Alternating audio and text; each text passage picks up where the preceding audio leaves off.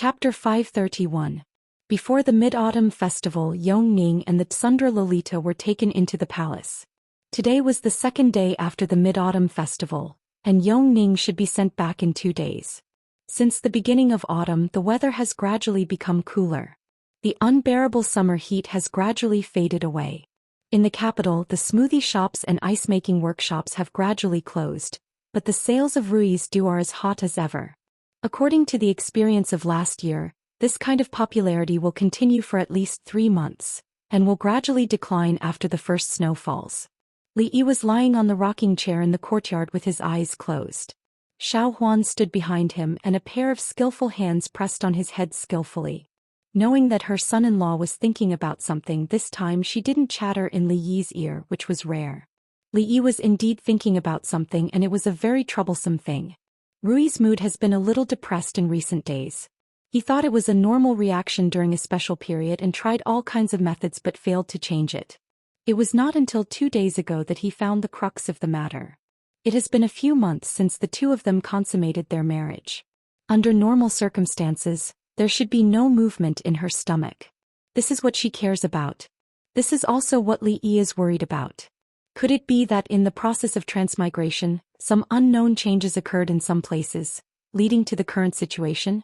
He even went to the Imperial Physician's Bureau to find Lu Jimin.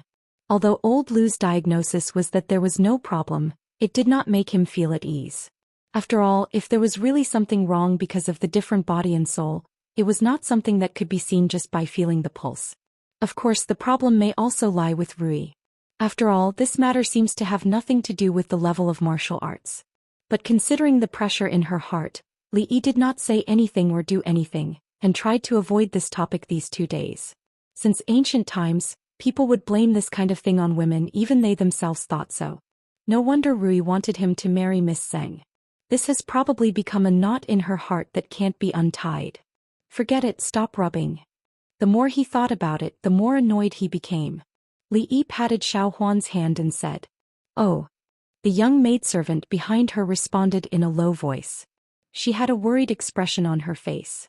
The son-in-law had encountered some trouble, and the young miss didn't seem to be very happy either. How good would it be if she could help the son-in-law? The sound of footsteps came from outside the door. Xiao Huan raised her head and saw the princess who often came to the house walking in. She could see princesses every day and more than one of them. She was already immune to princesses. Xiao Huan, brew a cup of tea. Li Yi casually stretched out his hand as a greeting and said, "Sit anywhere." The maidservant looked around. There wasn't even a chair here. Did the son-in-law want the princess to sit on the floor? "Guild leader, you shouldn't be so free lately, right?" Li Yi asked lazily as he looked at the princess. Immorse didn't sit down. She looked at him and said, "The specific things are naturally done by the subordinates. I'm not that busy." Li Yi sat up from the chair and looked at her. How could she not be busy? The women's union didn't bring all the women together to hold a party every day to discuss which perfume smelled better or which brassiere was more stylish. They clearly could do more things. Immorse looked at him and asked, "When the women of the noble families in the capital unite, they can indeed do some practical things for more women. How did you think of it?" Li Yi stood up from the chair and said, "What do you mean, how did I think of it? The women's union is the crystallization of the wisdom of the women in the capital.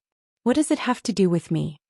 The princess nodded and said, "I always feel that the women's union can do more than help the court implement the law of delaying the age of marriage for women. What do you think?" Li Yi waved his hand and said, "I don't understand the matters of you women, say a few words." Immorse looked at him and said, "Delaying the age of marriage for women and standardizing the midwifery procedures were all proposed by you. I really don't understand, say it." Li Yi hesitated for a moment and said, "Then I'll simply say a few words." "I'm all ears," the princess said as she sat in the chair that Li Yi had just sat in. "This women's union, of course, has more than just that. Women are of low status and are often bullied. In this case, even the government sometimes doesn't give them justice according to the law.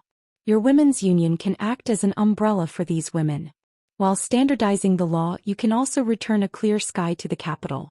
After the implementation of the new marriage law, it will make the lives of many poor families in the capital more difficult. You can provide these women who have reached the age of 13 with jobs that they can do. For example, embroidery, printing and dyeing, perfume workshop, soap workshop. These jobs are actually suitable for women so that they can support themselves and even the whole family. Open up a female school, pick out some talented women and focus on training them. For example, female doctors, female accountants, female shopkeepers, female spies, female assassins, and so on. Our business will grow bigger and bigger in the future, so we can't do without these. Female spies, female assassins? Immorse looked at him in surprise. What does this have to do with business? This is not important. Li Yi waved his hand and said, embroidery, printing and weaving are more important. Let Li Xian improve the loom and also improve the recipe of dyes. Don't make cloth, make clothes. Forget it, you don't need to worry about this. I'll arrange it. Women's school, you have to pay enough attention to it. Don't teach women's commandments, don't read women's biography, learn management, learn technology. 2 hours later, Li Yi drank the tea that Xiao Huan brought over in one gulp and said, I'll just say a few words. Do you remember? Immorse nodded, then shook her head and said, to do so many things, I'm afraid it will cost a lot of money. The national treasury is already tight, they won't use the extra money on these things. The imperial court? Li Yi curled his lips. If the imperial court wanted to interfere, he wouldn't agree to it. Li Yi looked at the princess and asked, are you short of money? Is Li Xian short of money? I'm short of money, I'm short of money. Immorse thought for a while, then shook her head and said, not short of money. Li Yi asked again, since we are not short of money, why do we need to ask the imperial court? Does this matter have anything to do with the imperial court? Immorse thought for a while but still didn't understand what he meant. Why don't you say a few more words? Li Yi sighed and said, then I'll say a few more words. 2 hours later, the princess stood up and looked at Li Yi and said, I understand. Li Yi let out a long sigh of relief and patted her shoulder. With an extremely serious expression, he said, good luck, I believe in you. Chapter 532. Something is not quite right. Before the princess left, she suddenly turned around and looked at Li Yi with bright eyes. Just now he had said a few more words. Li Yi was very thirsty. He held a pot of tea and gulped it down. Hearing this, he put down the teapot and asked, what is wrong? The princess showed a thoughtful expression and said, you usually avoid trouble when you can, and you don't say a word more if you can. Why are you so attentive this time? There must be something wrong. Looking at Mingzhu's slightly suspicious eyes, Li Yi wanted to throw the teapot in his hand at her. Faster, see. I just said a few more words. What's wrong? Do you think I have any ulterior motives? If you were the first prince instead of the eldest princess, I wouldn't have to do these things and say these words. I have nothing better to do. At the risk of being checked by the court, I helped to implement the new marriage law and I stayed up late to write the script. I even had a few pimples on my face. I also had to hire the internet water army to fan the flames and create public opinion. It was not easy for me to do all this. It was good to sell perfume and underwear. Why would I care about the happiness of the women in the world? Whether their thoughts were independent or not, and whether their consciousness of struggle was awakened. What a heartless fellow. Why didn't she take a look at who was the one getting the benefits? All she did was casually show her blade in the imperial court and earned her reputation and money. When the two ideas he had just said became reality, who knew what she would get? Now she was actually suspecting that he had ulterior motives. Without him she would still be grounded. Xiao Huan, see the guest out. Li Yi lay back on the chair and was extremely disappointed. He didn't look at her again and ordered the little maid. The little maid looked ahead blankly. That was the princess. How could he see her out? Immorse wants to open a girls' school? Emperor Jing turned his head and looked. He shook his head and said, according to what the empress said, the scale of this girls' school is really rare in the world. It can be called another directorate. The national treasury has always been tight, but there is no extra money for her to toss about. Although women's schools were rare among the common people, they were indispensable to those scholarly families and aristocratic families. The girls in the family had to enter the women's school at an early age. Aside from learning the 4 arts of zither, chess, calligraphy and painting as well as poetry and classics, they also had to learn the women's reflections and women's training, which were related to women's virtues, women's duties, and the etiquette of the boudoir. He was not surprised that Emmingsu wanted to do something for women these days and wanted to open a girls' school. However, if they followed her plan, it would cost a lot of money. The national treasury was already tight, so it was impossible to use the money on these things. The Empress put a bowl of soup on the table in front of Emperor Jing and said, "Your Majesty guessed wrong this time. Emmingsu did not want to take money from the national treasury." Emperor Jing asked doubtfully, "Without an investment of 100,000 taels of silver, I'm afraid it will be difficult to succeed. Where will she get the money?" The Empress smiled and said, "Your Majesty, do you know what is the most profitable business in Jingdo?" Jing Emperor drank a mouthful of soup and turned to look at her. He had to deal with countless government affairs every day. How could he have the energy to care about these things? "It's perfume." The Empress looked at him and said, "In the palace, from the concubines to the palace maids, even the little princesses use perfume. It is very popular outside the palace. Every time a new product is released, it will set off a wave in the circle of the noble ladies in the city. Your Majesty, do you know how much this inch-tall bottle of perfume sells for?" Emperor Jing shook his head. Li Yi said that he could not smell perfume, so the palace maids around him were not allowed to use it. The Empress never used it, so he was not very clear about this. 10 taels of silver.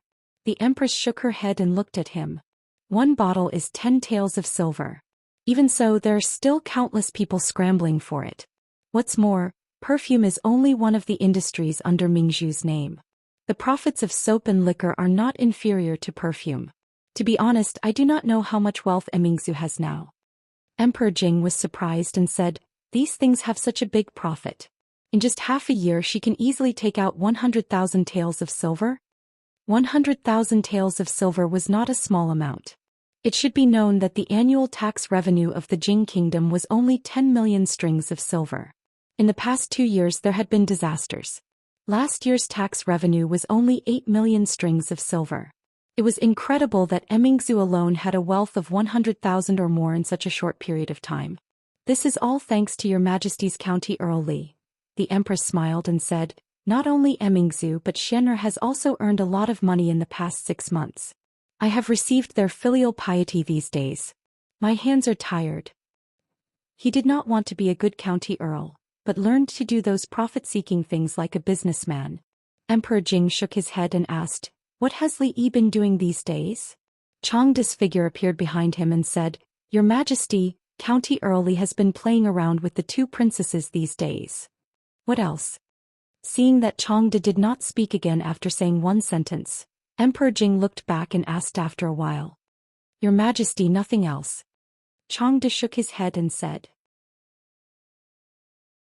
Emperor Jing was stunned and asked, "He only plays with Yongning Shaning every day?" Changda nodded and said, "County Earl Li said that this is to let Princess Yongning relax and help her illness." Emperor Jing waved his hand and said helplessly, "I don't know where he learned his medical skills. Although it seems absurd, it is effective." "Forget it." Changda thought for a while and said, "County Earl Li also said that because His Majesty summoned Princess Yongning to the palace twice and interrupted the treatment, she needs another 10 days of treatment." "Treatment?" Emperor Jing frowned and asked, "What do you mean?" "It means that because His Majesty summoned the princess to the palace for 3 days, the princess needs to stay in County Earl Li's mansion for another 10 days. Changda said. "Nonsense." Emperor Jing slammed the table and said, "A monarch does not joke. I said 2 months, so it is 2 months. Not a day more, not a day less. You actually blame me for summoning Yongning into the palace? Why, can't I see my own daughter?" Changda sighed and said, "County Earl Li said that the last 10 days are very important. Something goes wrong, I am afraid that all the previous efforts will be wasted. Her Royal Highness may become like before." Hearing this, Emperor Jing's body shook slightly. How could he forget that stupid expression and empty eyes? After a moment of silence, he gritted his teeth and said, 10 days, forget it. 10 days is 10 days. Thinking of another thing, Emperor Jing suddenly asked, "Where did Shaning go? Why haven't I seen her these days?" Changda pondered for a moment and said, "Didn't His Majesty order that Princess Shaning can go out of the palace these days?" Only then did Emperor Jing remember that Shou Ning had thrown a tantrum and threatened to go on a hunger strike. He had a headache before he agreed. In these 2 months he could go out of the palace to see Yongning. Did she go every day? After a while, an angry voice came from the hall of diligent government. Is it not enough to kidnap my daughter? Do you want to kidnap another one?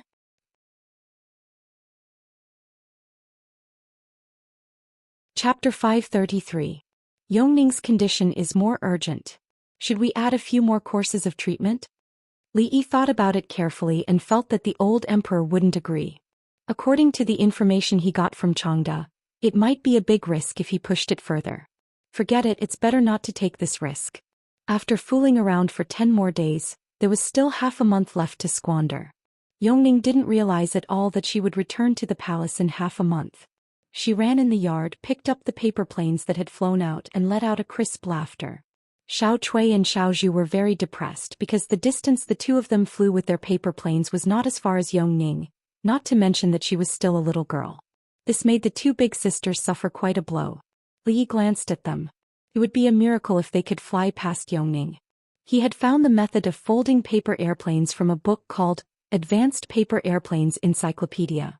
He had accidentally glanced at it and saw it as Advanced Paper Airplanes Encyclopedia. He had wondered how such a book could be placed in the provincial library. Airplanes were also divided into high and low levels, and did it need to be taught? This is the account for the past half a month. Have a look. Zheng Zimo threw a thick account book in front of him. Yes, he was now at Zheng Zimo's place again. Of course, it wasn't because he wanted to marry Miss Zheng and have children. It was because Yongning insisted on pestering him to come over every time. In the past few days he had heard little bunnies be good, flying bugs, and where is spring? To be honest, seeing Yongning and Miss Zheng being so close, he actually felt a kind of sour feeling in his heart. So what if she was beautiful and sang well? Li Yi tore 2 pieces of paper from the back of the account book and folded 2 paper planes. However, because the paper was too thin, they didn't fly very far. He was too lazy to do such a boring thing as looking at the account book.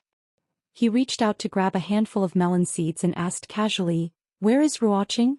Seeing that half of the seeds in front of her were gone, Zheng Zimo silently moved the bag of seeds closer to her and said, "He went to the underwear store and will be back at night."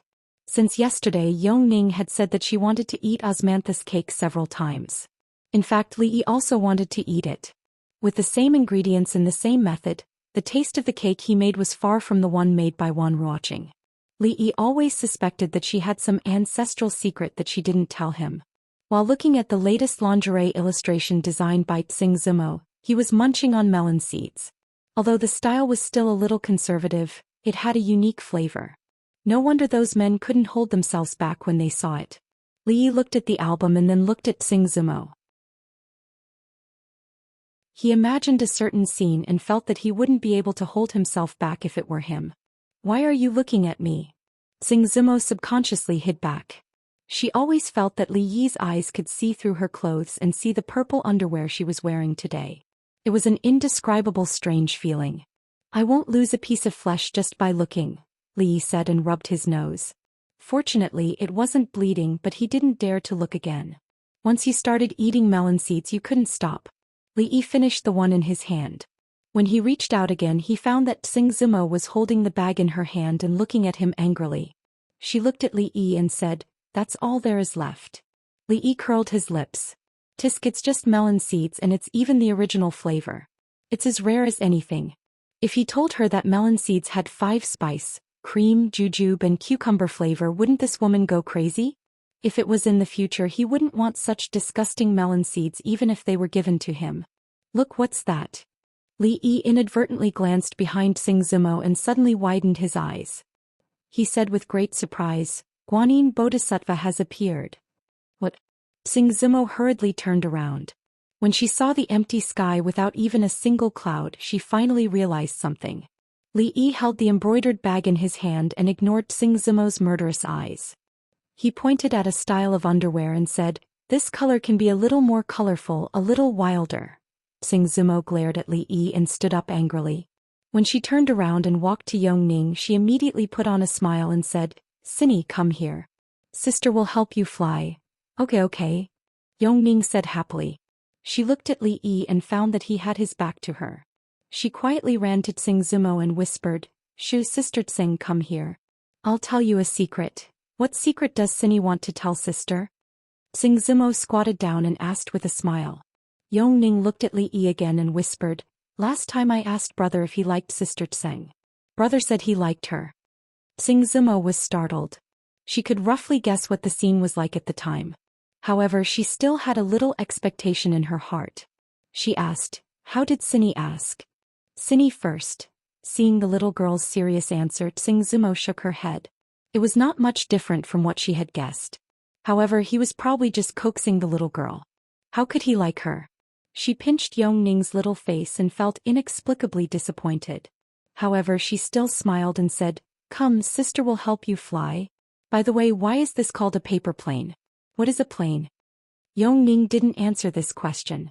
She said mysteriously, also, brother said last time that he wanted to marry sister Tseng as a concubine and bring sister Tseng home. What is a concubine?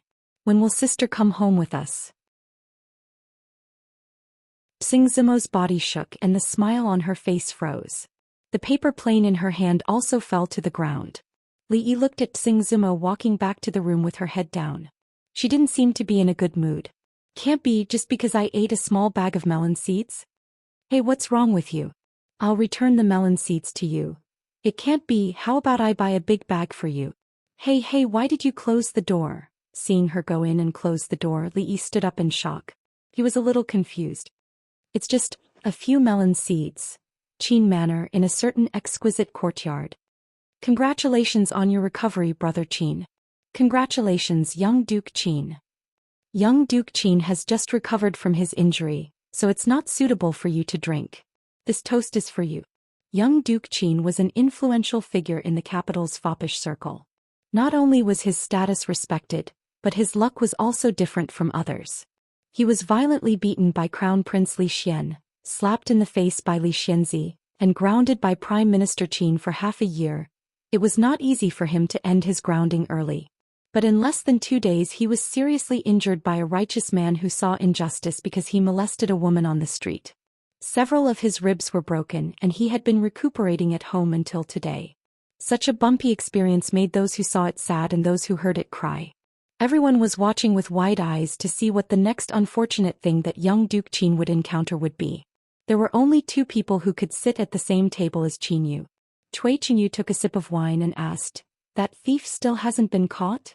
Qin Lijun shook his head and said, that person acted decisively. Before the officers arrived, he had already left the city. Although he left his name behind, for people like that, once they escape, it will be as difficult as ascending to the heavens to catch them again. It's fine. Qin Yu shrugged as if he didn't care much about this matter. He asked, I heard that your highness also left the palace? Just 2 days ago. Cui Qinyu nodded and said, with your highness's temper, why didn't you find trouble with that person? Qin Yu raised his eyebrows and asked, you mean Li Yi? Cui Qinyu glanced at him. The hand of a servant girl who was pouring wine for him suddenly trembled and the wine spilled on the table. The servant girl with a long scar on her face turned pale and hurriedly wiped it with her sleeve. Cui Qinyu frowned and said, okay, put it here, I'll do it myself. Besides that, Li Xianzi, who is deeply favored by the emperor. Oh, I should call him Li Xianbo now. Besides him, who else could it be? Qin Yu's mouth pulled into a strange smile. Cui Qinyu shook his head and said, with his current status, no matter what, your highness can't do anything to him. After your highness left the palace, your highness closed your door and didn't go out. I heard from the servants of the prince's mansion that your highness only read books every day and seems to have completely changed your temperament. Cui Qinyu's voice gradually became smaller. The servant girl with a scar on her face retreated to the back. She lowered her head and bit her lips. Her eyes were extremely complicated.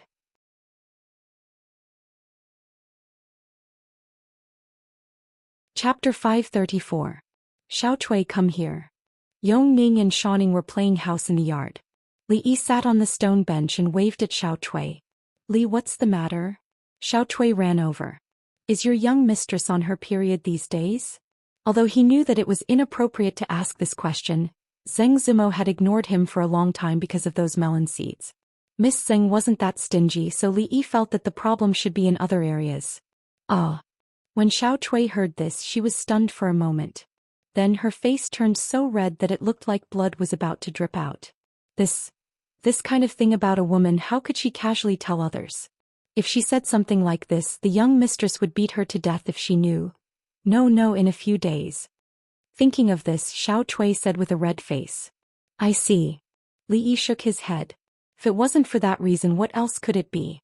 Xiao Cui lowered her head and muttered, I don't know what's wrong with the young mistress these days. She's always in a daze and often forgetful. The young mistress has never been like this before. In short, it's very strange. Inside the room, Zheng Zimo sat at the table with a brush in her hand. Her eyes were slightly unfocused and the rice paper in front of her was blank. The knocking continued for a long time before she heard it. She put down the brush and said, The door isn't closed. Come in. Crash. Li Yi threw a big bag on the table, looked at her and said, Salt and pepper flavor, 5 spices flavor, cream flavor, red dates flavor, plum flavor. I just ate a few of your melon seeds. Is there a need to be so angry for so long? Zheng Zimo was stunned. She opened one of the small bags and a strange fragrance wafted out. She tasted one and the expression on her pretty face changed slightly. Then she put them all away and said to Li Yi, When was I angry? It was a woman's nature to refuse to admit it. She almost wrote the word angry on her face. How dare you say you're not angry? If you're not angry, then give me back my melon seeds. You mentioned a clothing store yesterday. What's going on? Zheng Zimo deliberately changed the topic. Li Yi shook his head and was finally able to speak normally. He said, The fame of underwear has already spread.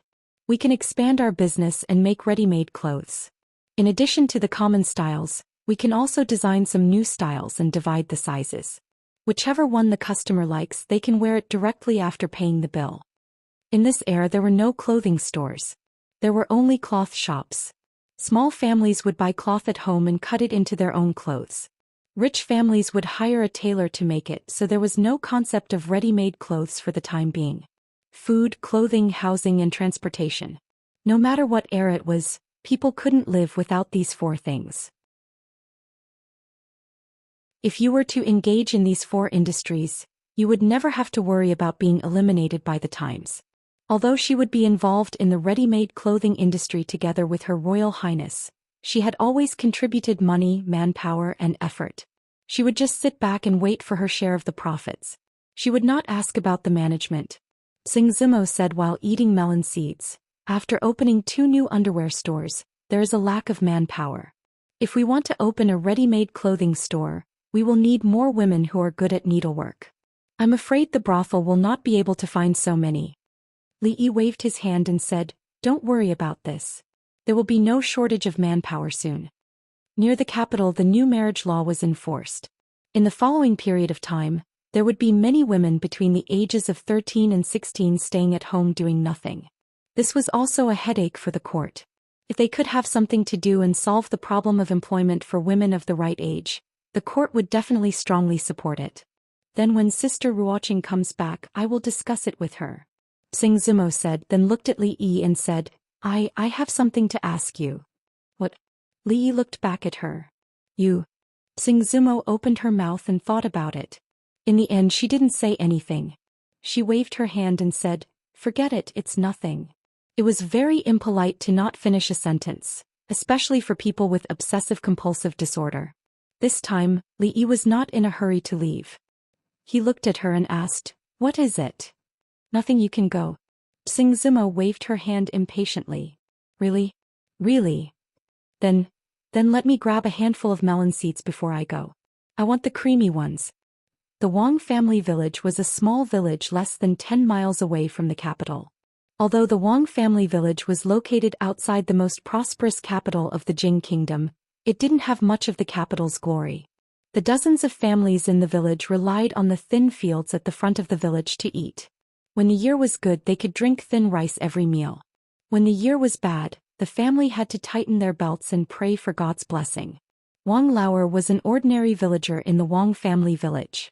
At this time he was squatting on a rock in the yard, smoking a pipe and sighing.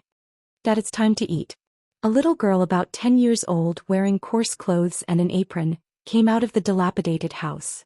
She walked in front of him and said timidly, Eat. You only know how to eat all day.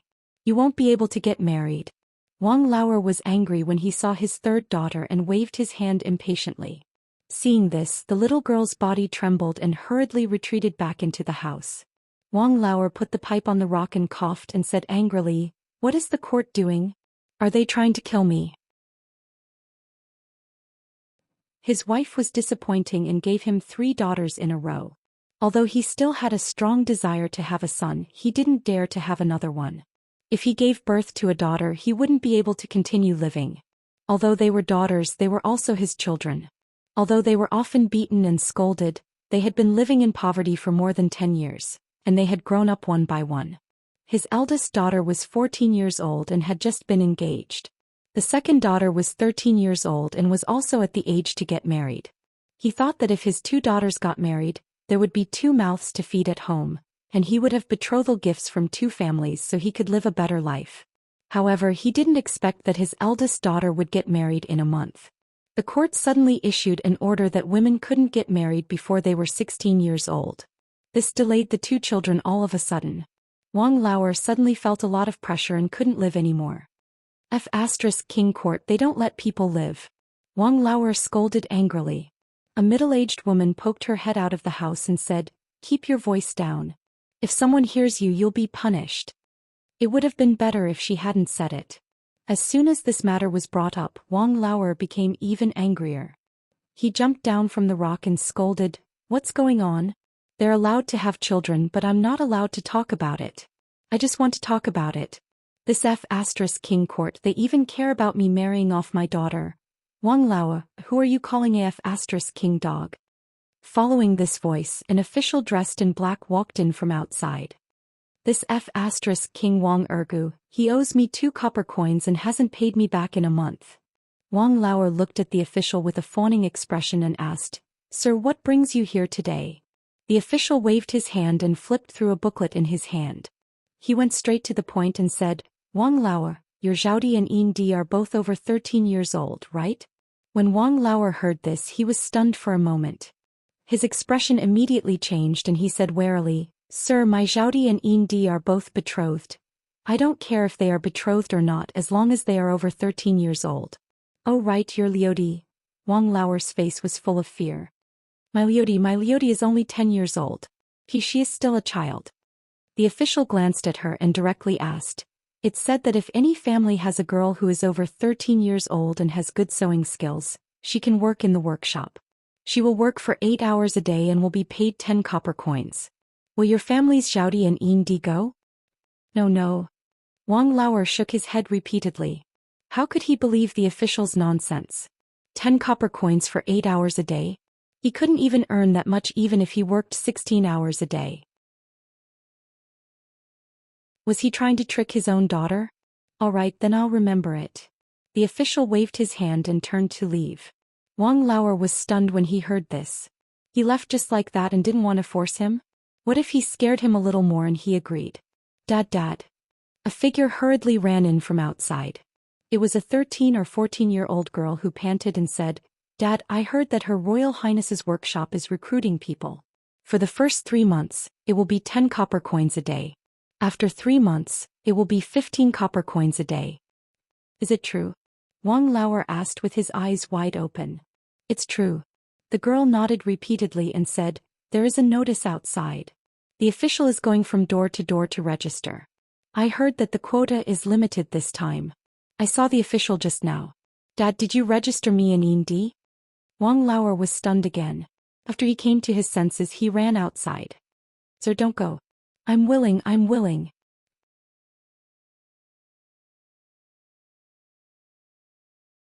Chapter 535. Li Yi had always felt that 2 months was a long time, but in reality, it was just a blink of an eye. It was already mid-September in the 2nd year of Jinghe. If it wasn't for the fact that the old emperor had delayed Yongning's return to the palace by 10 days, they would have left a few days ago. The reason why it was them and not her was because in the past 2 months, the Tsundra Lolita had used the excuse of visiting Yongning to visit them for 2 whole months. The official reason for these 2 months was to treat Yongning's illness. Of course, this matter was still limited to a very small number of people. After all, for her safety, the old emperor wouldn't spread the news of the young princess leaving the palace. None of the court officials knew about this. Although Li Yi knew that Yongning wasn't sick at all, it would be good for her to leave the palace for a few days. With a soul that didn't match this era, staying in the palace all day would probably cause her illness. He didn't dare to make any excessive requests. In the future he would take her out of the palace for half a course of treatment every month for 3 to 5 days. The old emperor wouldn't likely refuse. In these 2 months, it took a lot of effort to finally make her understand what she could say and what she couldn't. Although most people treated her words as the nonsense of a child, when she grew up in a few years and was heard by someone with ulterior motives, there would be some trouble. Drunken Moon Restaurant, I'm hungry. Let's go eat here. The proud Lolita didn't want to shop anymore. When they walked to a certain restaurant, she pulled on Li Yi's arm and kept shaking it. Li Yi raised his eyebrows and said, "Didn't you want to eat braised prawns today? We don't have it here." "Let's eat here first. We'll eat something else when we get back." The proud Lolita, who was good at accounting, would never suffer a loss. Although she said that she would eat a lot of delicious food when they got back, that was a matter for when they got back. It didn't conflict with what they ate now. Li Yi looked at Yongning and saw her nod. He waved his hand helplessly and said, "Then let's go in. I'll go buy something over there. You guys go in first." Sing Zimo said to them and took Xiao Chui to a shop in front of them. It was the Golden Jade Pavilion, a place that sold jewelry. Yongning was sticking to him more than she was sticking to him, and this caused Li Yi to feel rather depressed. Could it be that young girls are naturally easier to get close to? Of course, he was only slightly depressed, and he hoped that Yongning would be able to find more sustenance here. Find a quiet room. It's best if it's near the window. Li Yi looked at him and said as soon as he walked in, a waiter came out to welcome him with a smile. "Sir, have you made a reservation?" The waiter asked with a smile. "What's wrong? Is it a full house today?" Li Yi looked around. Although it was mealtime, there weren't many people eating here. There shouldn't be no room. "Sir, there is something you don't know. Guests that come to the Drunken Moon Inn must make a reservation in advance. This is the rule of the Drunken Moon Inn," the waiter patiently explained. Li Yi looked at the old man behind him. This kind of thing should be a piece of cake for them. The old man nodded and walked to the front. Not long after, the waiter wiped the sweat on his forehead, and the smile on his face became even brighter. "Sir, please go upstairs." Although he was just a small waiter in the Drunken Moon Inn, he had received many nobles on a daily basis, so he naturally had some experience. Although these people still didn't reveal their identity, the old man gave off a very scary feeling. The most important thing was that sign. In short, these people probably couldn't be easily offended. Making a reservation in advance was the rule of the Drunken Moon Inn. Rules were made to be broken. Rules for ordinary people were not suitable for some people. On the way upstairs, the gray-clothed old man frowned and asked, "Why not the Sky Room 1? The waiter wiped his cold sweat and said carefully, "Sir, unfortunately the Sky Room 1 was booked by a group of nobles today." Okay, as long as there's food. People who came from the palace had a lot of problems. Li Yi waved his hand. This kind of mysterious sense of superiority, other than the palace, couldn't be cultivated in ordinary places. When he passed by the so-called Sky Room 1, a waiter went in to serve the dishes. Li Yi casually glanced over and saw that there were quite a lot of people in the room. There was even a woman singing. She really knew how to enjoy herself. He wasn't interested in the so-called nobles there, so he turned his gaze away and was led by the waiter to a room next door. The standard of this Drunken Moon Inn was not low, even in the capital. The private room was extremely spacious, and even the surrounding walls were hung with paintings and calligraphy. Li Yi only needed to glance at them to know that the value of these things was not low. Of course, the most representative of the standards was the price of the dishes here. A plate of tofu for 3 taels of silver, a huge profit. This was no different from robbing people. Could it be that their tofu was colorful? The price of this plate of tofu was enough to cover the annual expenses of a relatively well-off family. Not to mention ordinary people without tens of thousands of taels of silver, they wouldn't even dare to order a plate of tofu here. Only those rich people who wanted to show off their status, at least for Li Yi. Although he wasn't short of money, he wouldn't waste it like this. Of course, if the money was reimbursed by the palace, it would be a different story. When the arrogant Lolita and Yongning were discussing what to eat, Li Yi took a sip of tea and thought about something else. Since the academy was still under construction, it would take a long time. In the next period of time he might be completely free, but he wouldn't be free for long, because the hero competition was about to begin. Downstairs in the Drunken Moon Inn, Xing Zimo and Xiao Tui walked in. Xiao Tui pouted and said, "Bing Ning and Cinny are leaving so soon, I'm a bit reluctant." Xing Zimo only smiled. She naturally liked the two innocent and cute girls. However, judging from their dressing and daily behavior, both of them had received orthodox education, especially the girl named Li Bingning. Her family background was most likely not low. She had learned etiquette at home when she was a child, so she was a little more sensitive to these things. What's more, a few days ago the two little girls each gave her a bracelet and the other gave her a hairpin. None of them were ordinary items and they looked expensive. How could an ordinary person take them out? Although she didn't know their specific identity, she could guess a little. How could the daughters of such a big family be fostered in someone else's house for a long time? A few days ago she ordered 2 bracelets from the Golden Jade Pavilion. In terms of value it might not be comparable to the things they gave, but as a parting gift, it wouldn't look shabby. Seeing that there were guests coming in, a waiter immediately went to greet them. Xiao Tui described a few words to them, and the waiter immediately stretched out his hand respectfully.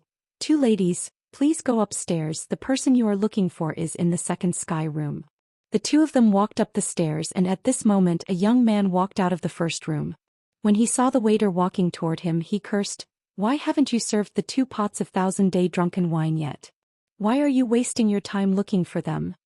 Halfway through his words, he looked at the 2 girls behind the waiter, and his expression was slightly startled. A puzzled expression appeared on his face, and he scratched his head as if he remembered something and immediately exclaimed, "It's you."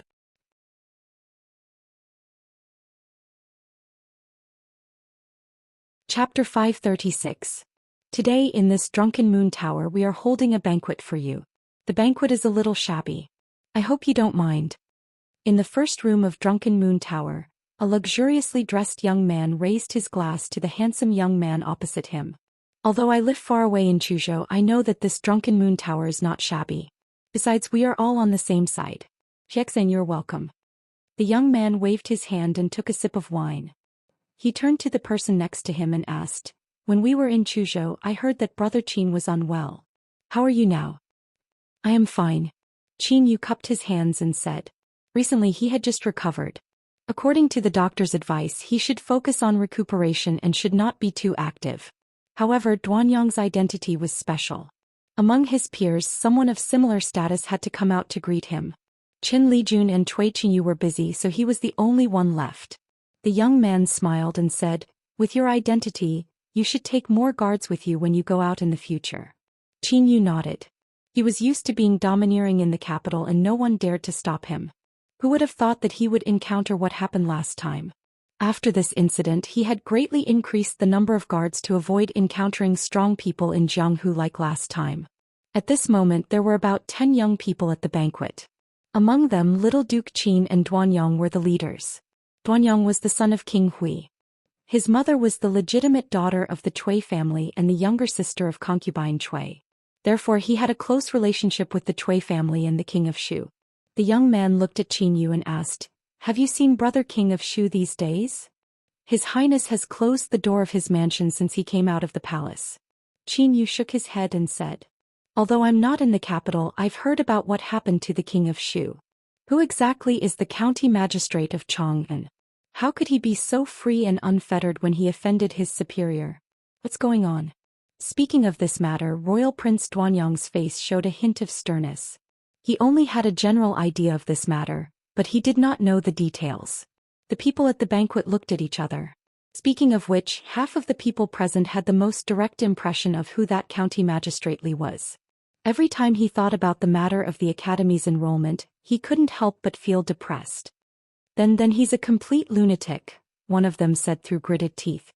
It was more suitable to describe County Uncle Li as a madman than to describe young Duke Qin.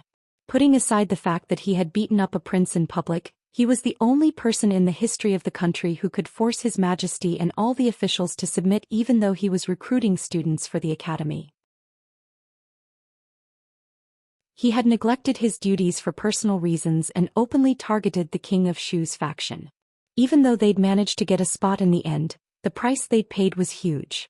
Of course, this involved deeper matters and it wasn't something they could participate in.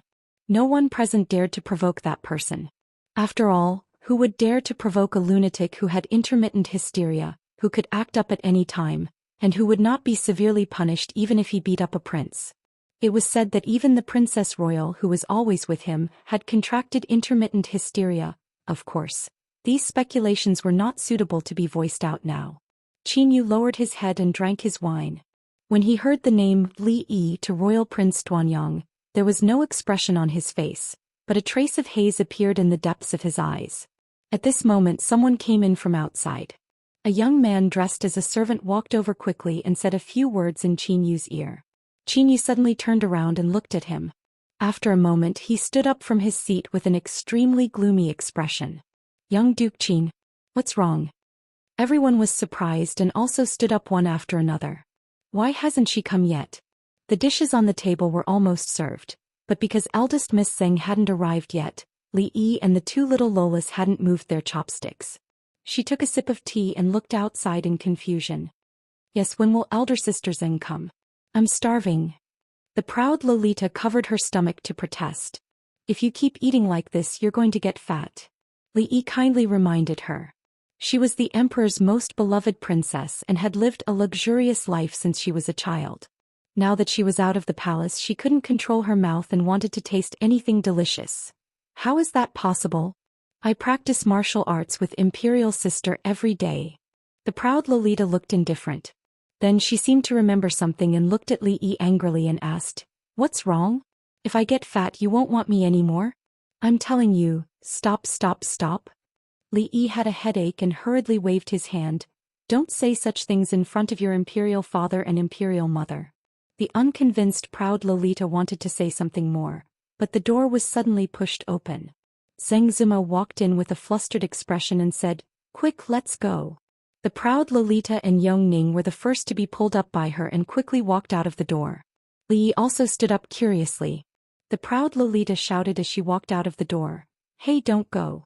We haven't eaten a bite yet. There's still a beggar's chicken not served." The gray-robed elder standing at the door stopped the woman who was holding the two princesses. From the room on the side a figure walked out. Then 2, 3 and more than 10 people walked out. Zheng Zimo's face was pale as she protected the two little girls behind her. Xiao Cui stood beside her. When she saw the man walking in front of the crowd, there was no trace of blood on her pretty face. "It's over," she thought in her heart. "They are." Royal Prince Duanyang looked at the woman in front of him and a trace of amazement flashed through his eyes. However, if it was only because he liked this woman, Qin Yu shouldn't have such a big reaction. After all, it was well known that his hobbies were different from others. Qin Yu covered his chest with one hand. It seemed that he felt pain again but more shame. A trace of mockery appeared at the corner of his mouth and he said, "Two ladies, what a coincidence." Zheng Zimo pushed the two little girls behind her and her heart completely sank. Young Duke Qin. She didn't expect that there would be a day when she would see him again and on such an occasion. That day she and Xiao Cui disguised themselves as men and hurriedly escaped from the scene. After finding Wan Ruoqing they changed into women's clothes. Later she learned that young Duke Qin was beaten in the street. The matter was very big and the whole city was searching for the perpetrator. At that time she was actually also nervous. It was not until later, when the matter gradually subsided, that she and Xiao Cui were relieved.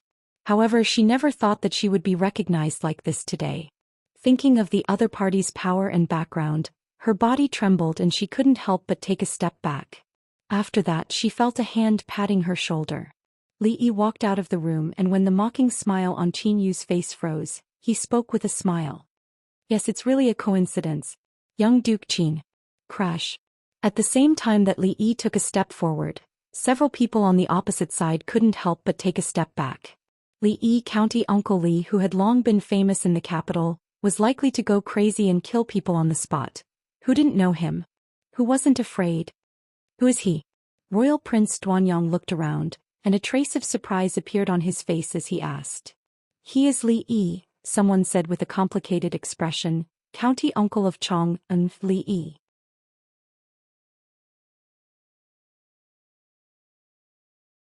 Chapter 537. It's really a coincidence, Qin Yu said after a while, and the expression on his face had returned to indifference. Young master, this beggar's chicken. Shall we take it in? A waiter of the Zuyu Tower stood at the stairway, looked at the scene in front of him and said in a trembling voice, "Take it in, we have paid for it." The proud Lolita had been thinking about the chicken for a long time and immediately urged. Xiaozui's face was full of fear and she was about to cry. "Young lady, what time is it? Why are you still thinking about the beggar's chicken? They can't even leave." "Young Duke Qin, if there is no other urgent matter, we will go in." Li Yi pointed to the inside of the room and said, "The dishes will be cold later." Qin Yu took a deep breath, glanced at the strange little girl and said with a smile, "Uncle Li, please help yourself, but these two girls can't leave." Li Yi looked at him in astonishment and asked, "Why is this so? In broad daylight with the heaven and earth bright and clear, could it be that young Duke Qin wants to put on a good show of forcefully snatching a girl from a good family?" When Li Yi spoke, he deliberately emphasized the word again. The smile on Qin Yu's face froze, and then his chest began to rise and fall slightly. The rest of the people looked at him. Motherf ***, it's just a slap in the face. Young Duke Qin was beaten and seriously injured by a passing Jianghu swordsman because he molested a good girl in the street, and he had to rest at home for several months. Could be said that he had lost his face completely. When people mentioned this matter, they would only say that he was injured by a villain, and no one dared to mention molesting a good girl. This Uncle Li was really good at slapping people's faces and cursing people's shortcomings. Last time in the Imperial Palace he slapped young Duke Qin fiercely twice, and now this sentence was no less than a slap in the face, which was a double blow to his spirit and body. There were rumors among the people that this Uncle Li was worthy of being the nemesis of young Duke Qin. "You can eat whatever you want, but you can't say whatever you want. County Uncle Li, be careful with your words." When Qin Yu spoke again, he didn't hide the anger in his eyes. If it were someone else, he would have already sent out his guards to vent the anger that had accumulated in his heart for the past few months. However, at this moment he was just angry. After all, although he had the title of Madman Qin, the person in front of him was a real madman. He didn't have to take responsibility for beating people, and he was a madman with the certificate of the Imperial Physician Bureau. "Hey young Duke Qin, don't be modest." Li Yi reached out and patted him on the shoulder.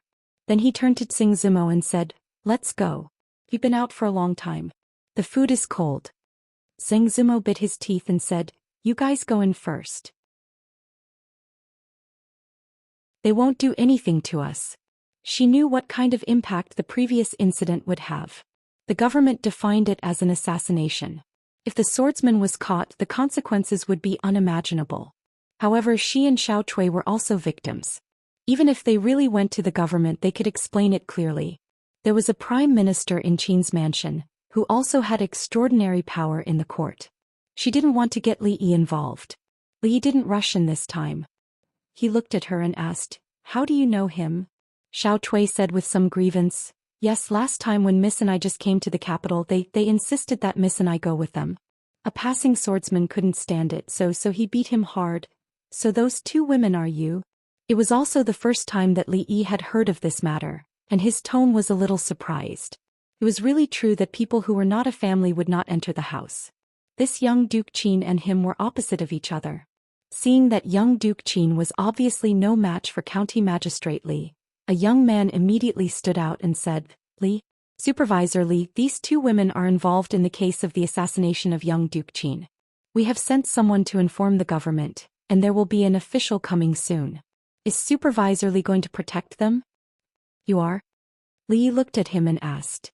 The young man said, "I am Li Jianren." "Oh, from the family of Assistant Minister Li of the Ministry of Works?" Li Yi still had some impression of this name. After all, there weren't many people who could come up with such a fresh and refined name. It was high-end and classy. "Yes." Li Jianren cupped his hands, but he was depressed in his heart. In this kind of occasion, it was not suitable for him to stand out. After all, he still had to study at the mathematics college in the future. If he offended the supervisor before he officially enrolled, would he have a good life in the future? Not bad, I will remember you." Li Yi nodded and said, then there is no hurry. Let's wait for the official to come first.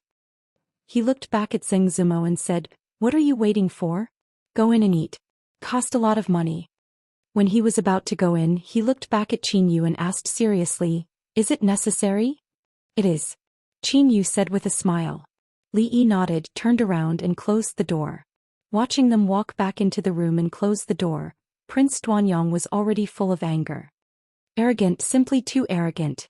Although he was far away in Chuzhou and was not very familiar with the affairs of the capital, he did not expect that a small county uncle would dare to be so presumptuous in front of him and young Duke Qin. Li Jianren and Cui Shixin and the others shook their heads. This was arrogance? Royal Prince Duanyang seemed to have underestimated county uncle Li too much. Beating up young Duke Qin, beating up His Royal Highness King of Shu, forcing the officials and His Majesty to make concessions, everything he did could not be described as arrogant. Prince Duanyang was angry and kicked the door of the private room, but was stopped by Qin Yu. Wait. Qin Yu only said this one word. He had dealt with Li Yi more than once, so naturally he would not look down on him. It was not suitable for him and Prince Duanyang to intervene in this matter. If the government directly intervened, it would be official business. Even if Li Yi was favored by the emperor, could he reach into the government of the capital? But the Qin family could. Although Qin Yu of the Qin family was no longer the capital magistrate and some things did become troublesome, at least half of the people present did not care about a small capital magistrate. The Jingdo magistrate Lu Dayou also knew that in the eyes of those famous wastrels in Jingdo, he, the Jingdo magistrate, was nothing and would be held back in every way. In his heart he cursed the little Duke Qin. What's the use of finding those two women? If you have the ability, go and find that hero who beat you up. You failed to flirt with an innocent woman and got beaten up instead. You've lost all your face and you still dare to come out and make a fool of yourself. Now you seem to want to do something to those two innocent women. Do you really think that you own the government? However, he could not ignore this matter and even had to go in person. After all, he could not afford to offend any of those people. Hurry up. County Magistrate Lu opened the curtain and urged the sedan bearers. Drunken Moon Tower, room number 2. Outside the door, there were several people watching vigilantly to prevent the people inside from slipping away. Inside the room, the arrogant Lolita ate without caring about her image. Li Yi had no interest in the beggar's chicken, but he had to say that the tea here was not bad. It was just a little expensive, 10 taels of silver for a pot. He really felt sorry for the old emperor. Go get another pot of tea. He turned his head and ordered the waiter standing behind him. The gray-robed old man next to him finally could not help frowning at him and asked, is it necessary? Li Yi looked at him and asked in surprise, isn't it just 2 pots of tea?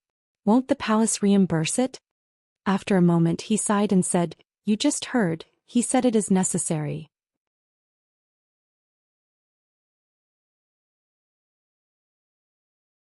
Chapter 538. Zheng Zimo looked at Li Yi with a worried expression. She wanted to say something but stopped. What about me? Let's eat. Li Yi waved his hand and said, do you still have any melon seeds? I still want the cream flavor. Zheng Zimo took out a small embroidered bag from her waist and said, there's no cream flavor left. There's only 5 cents left. Forget it, it's still edible. Li Yi nodded, then looked at the 2 brocade boxes she placed on the table and asked, what are these? A gift for Bing Ning and Xani. Perhaps Li Yi's calmness infected her. Zheng Zimo relaxed a little and said, What gift? Hearing the gift, the proud lowly put down the drumstick and wiped her mouth with a handkerchief. It's not something expensive. Open it and see if you like it. Zheng Zimo handed over the box and said with a smile, wow, there's a gift. The proud Lolita still had the temperament of a young girl. She couldn't wait to take the brocade boxes. The 2 brocade boxes had her and Yong Ning's names written on them. She handed the other brocade box to Yong Ning and quickly opened her own brocade box. So beautiful. Seeing the thing lying in the box, the proud lowly couldn't help but exclaim. Li looked at it. Turned out to be a bracelet. This kind of accessory was very common in the future, but it naturally didn't exist in the present. He once told Zheng Zimo that he could open an accessory shop in the future and sell it with ready-made clothes. Of course, it was impossible to use precious gems in this world. The premise was that he could first burn the glass, which could greatly reduce the cost. However, this idea would probably have to wait for a long time. After all, those sparkling and translucent things were very expensive. Even if ordinary glass was sold at the price of gemstones, there would still be countless people fighting to buy it. The profit was unimaginable, even far exceeding that of perfume and spirits. However, it was not suitable to take it out too early. The thing on these two bracelets was naturally not glass, but it could also be regarded as jewelry. However, with Zheng Zimo's current wealth, she could easily buy it. And this strangely shaped bracelet should have been personally designed by her. Although the proud Lolita lived in the palace and had seen countless jewelry, it was impossible for her to have seen this kind. Thank you, Sister Zheng. After the proud Loli came back to her senses, she smiled sweetly at Zheng Zimo. After thinking for a moment, she picked up the other drumstick in her bowl for Zheng Zimo. Thank you, big sister. Yongning was not as excited as her sister, but she still looked very happy. Zheng Zimo looked at the two of them, then looked outside the door and said worriedly, Li Yi put a piece of tofu in her bowl and said, Don't worry, people who disturb other people's meals usually don't have a good ending. Hurry up and eat, it's really going to get cold. Xiao Cui was on the verge of tears. The people outside were all fiendish and it was obvious that they were not good people. They were about to call the officials, so how could the young miss and Lili still eat? With tears in her eyes, she picked up a piece of tofu. This tofu is really delicious. No wonder it only costs 3 taels of silver. I have to have a good taste. This person is so bold and arrogant. I don't believe you can bear it until now. In another room, Duke Duanyang looked at Qin Yu and said. Qin Yu lowered his head and drank a cup of wine without saying anything. With his character, he naturally would not let go of those who offended him so easily. However, on the surface he could not do anything at all. These days his grandfather was very strict with him. Most of the time he was grounded at home or recuperated, but in fact he did a lot of things secretly. However, the first time he sent someone to follow him, he was beaten up and thrown into a deep alley. The second time his leg was directly broken. After that he sent out a martial arts master secretly recruited, but the result was the same. Now the Qin's mansion had a lot of people with broken hands and feet. After that he gave up the idea of secretly taking revenge. No matter how proud he was, he had to admit that he was helpless against Li Yi. Originally, after beating up the king of Shu, he entrusted this matter to the king of Shu. However, he did not expect that after the king of Shu came out of the palace, he became a good boy, reading at home all day or visiting some officials of the court. Until now he had not seen the king of Shu. The humiliation he suffered on the street last time made him the laughing stock of the whole capital, which was still unforgettable. This time when he met these two women again in the Drunken Moon Tower, he naturally would not let them go. However, with the intervention of Li Yi, he had to be careful. The best way was to borrow a knife.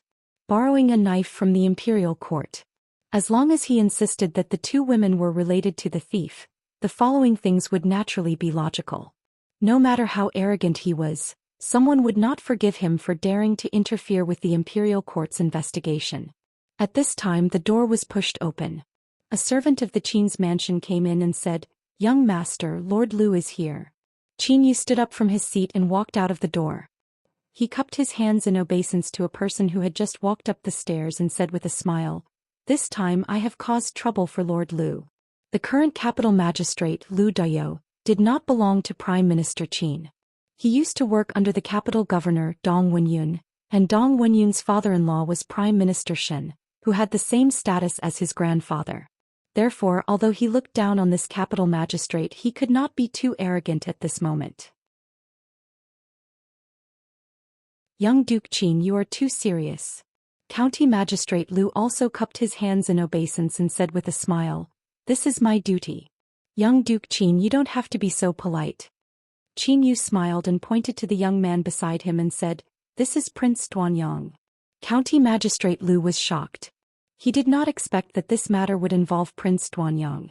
This was an existence that he could not afford to offend. He hurriedly cupped his hands in obeisance and said, "Greetings, Prince Duanyang." The young man waved his hand and said, "Sir, you'd better get down to business first. The two people are in the room behind you." Hearing this, County Magistrate Lu immediately became a little vigilant. There was Royal Prince Duanyang, young Duke Qin, and all the other hedonistic young masters of the capital. Which one of them didn't have a heaven-defying background? Yet they had gone out of their way to invite an official over. If someone said that there was no inside story to this matter, he wouldn't believe it even if they beat him to death. However, as the county magistrate, this was indeed his duty. At this time he could only bite the bullet and do it. "Sir, do you want to break the door?" Seeing County Magistrate Lu pointing to the door, a yamen runner immediately asked. The more than 10 yamen runners who followed him here looked a little excited. They were working for these big shots. If they did it well, County Magistrate Lu would benefit a lot. Naturally, they would also benefit a lot. "Knock on the door." County Magistrate Lu glared at him and said, "A group of brainless things. If there was really something good, would these people let them come here?" It was obvious that there was trouble. Before the yamen runner had time to knock on the door opened from the inside. Li Yi looked at County Magistrate Lu standing at the door and said in surprise, "Hey County Magistrate Lu, why are you here? I haven't seen you for a long time." County Magistrate Lu was stunned for a moment, then his face immediately showed a happy expression and said, "Sir Li, how come it's you? I haven't seen you for a long time." County Magistrate Lu was full of gratitude for this former County Magistrate Li. If it were not for him, he was afraid that he would still be in the position of Anxi County Magistrate, waiting to retire. How could he sit in the position of the capital magistrate? His future was even brighter. He was afraid that in a few years or dozens of years, he would be able to sit in one of the highest positions. Seeing that the two people were standing at the door and chatting, Prince Duanyang was stunned. After being stunned for a while, Qin Yu's face gradually became gloomy. The rest of the people looked at County Magistrate Lu and were even more surprised. They had asked him to come here to arrest people. Who would have thought that County Magistrate Lu would actually chat with them?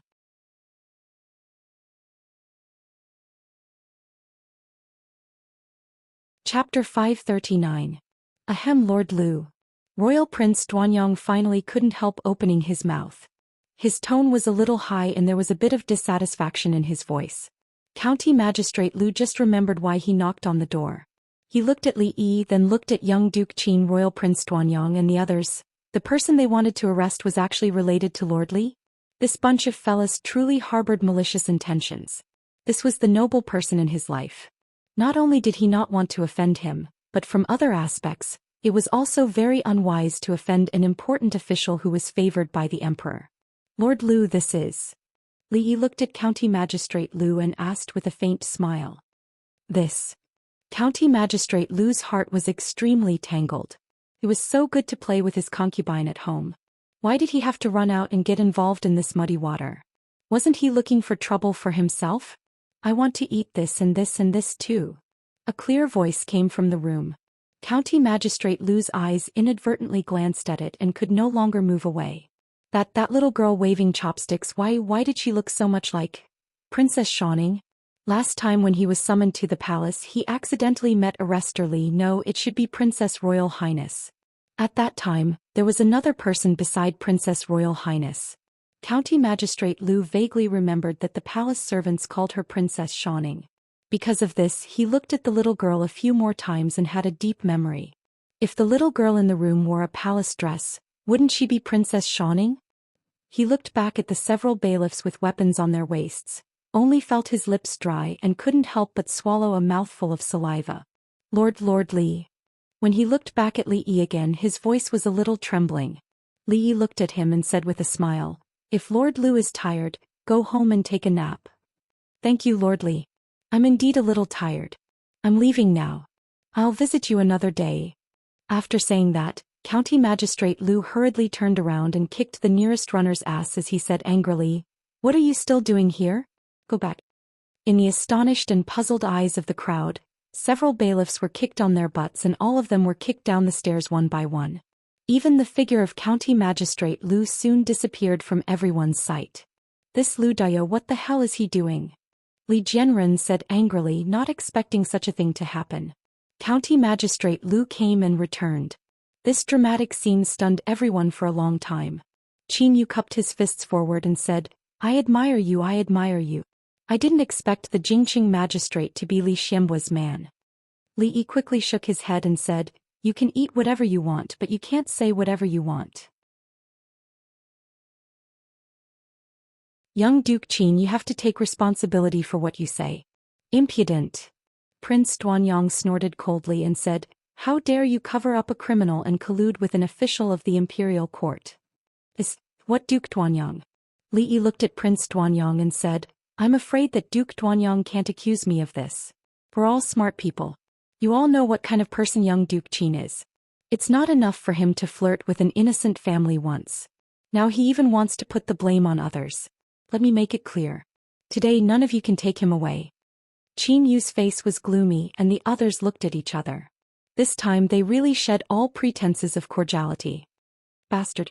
King Hui's fief was in Chuzhou, and Prince Duanyang was like a crown prince in Chuzhou. He had never been treated so arrogantly. He pointed at Li Yi's nose and scolded. Li Yi looked at him and said seriously, I'm a person who can't stand being scolded. If you scold me I'll hit you. Prince Duanyang was stunned for a moment. Instead of getting angry he laughed. Hit me? Do you have the guts? Li Jianren took a step back, Cui Xixin took a step back and Chen Lisan took a step back to avoid being affected. There used to be two people who had the same idea as Prince Duanyang. Among them, one was lying at home for 2 days and the other was lying for 2 months. One was standing in front of them now, and the other was still in the prince's mansion. In terms of status, which one of them was inferior to Prince Duanyang? Guards. Royal Prince Duanyang coldly snorted and said, go in and arrest those 2 women. Send them to the government office. I want to see how bold this official Li is. Let's see if he dares to stop us. He looked at Li Yi and said with a sneer, I am helping the imperial court to arrest criminals. If someone tries to stop me and gets hurt, don't blame others. This was a threat. Prince Duanyang believed that with such a legitimate reason he would be confident even when facing the emperor. Li Yi took a step back, walked into the room and said, I advise Prince Duanyang not to come in. The playboys behind Prince Duanyang were vigilant. Although they said so from their expressions, they all hoped that Prince Duanyang would go in. Could it be that he really planned to beat up Royal Prince Duanyang here? Did he really think that he could be lawless because he had intermittent hysteria? The same reason could be used once, but if it was used a second time many people would not agree. Prince Duanyang sneered, strode into the room and said, I came in, what can you do to me? Li Yi kicked Prince Duanyang's chest and kicked him out of the room. Prince Duanyang's body hit the railing before he fell to the ground. He clutched his chest and his facial features twisted together. He stretched out a hand with difficulty, pointed at Li Yi and said, I take him down. A few armed men rushed into the room and surrounded Li Yi. From the way he had easily kicked the regional king out of the room, they could tell that he had some skills. The few of them placed their hands on the hilts of their swords. Clutching his chest, Royal Prince Duanyang pushed through the crowd and walked in with a gloomy expression. He pulled out a long saber from the waist of a guard and coldly said, harboring a criminal and attempting to assassinate a royal prince. This prince will now bring people to arrest you. If you dare to resist again, don't blame this prince. Qin Yu's expression was as calm as an ancient well. He calmly looked at Li Yi. He was as bold as ever. At this moment Royal Prince Duanyang had been dragged into this. Not only would he not be able to protect the 2 women, but he would also be in a lot of trouble. Zheng Zimo ran over from behind with a pale face. She did not expect things to develop like this. She was about to speak but she saw Li Yi wave his hand and said to Prince Duanyang, swords have no eyes. Prince Duanyang should be careful. Fighting and killing is not good. Can't you just sit down and talk? Prince Duanyang's chest rose and fell and his breathing was rapid. It took him a lot of effort to suppress the urge to raise his knife and kill. Li Yi sighed, pointed at Prince Duanyang who was holding a knife, and the aggressive people next to him and said to the grey-robed old man, protect him. The old man nodded and opened a window behind him. Prince Duanyang's expression froze and he suspected that he had heard wrong. Qin Yu's expression changed slightly, and he raised his head to look at Li Yi. Seeing that his expression was still calm, he did not know why, but the feeling in his heart that something bad was about to happen became stronger. What did he just say? Behind them Cui Xixin asked in confusion. Go home. Li Jianren thought for a moment and said. Go home. Cui Xixin shook his head. Things had already come to this, did he think he could still leave?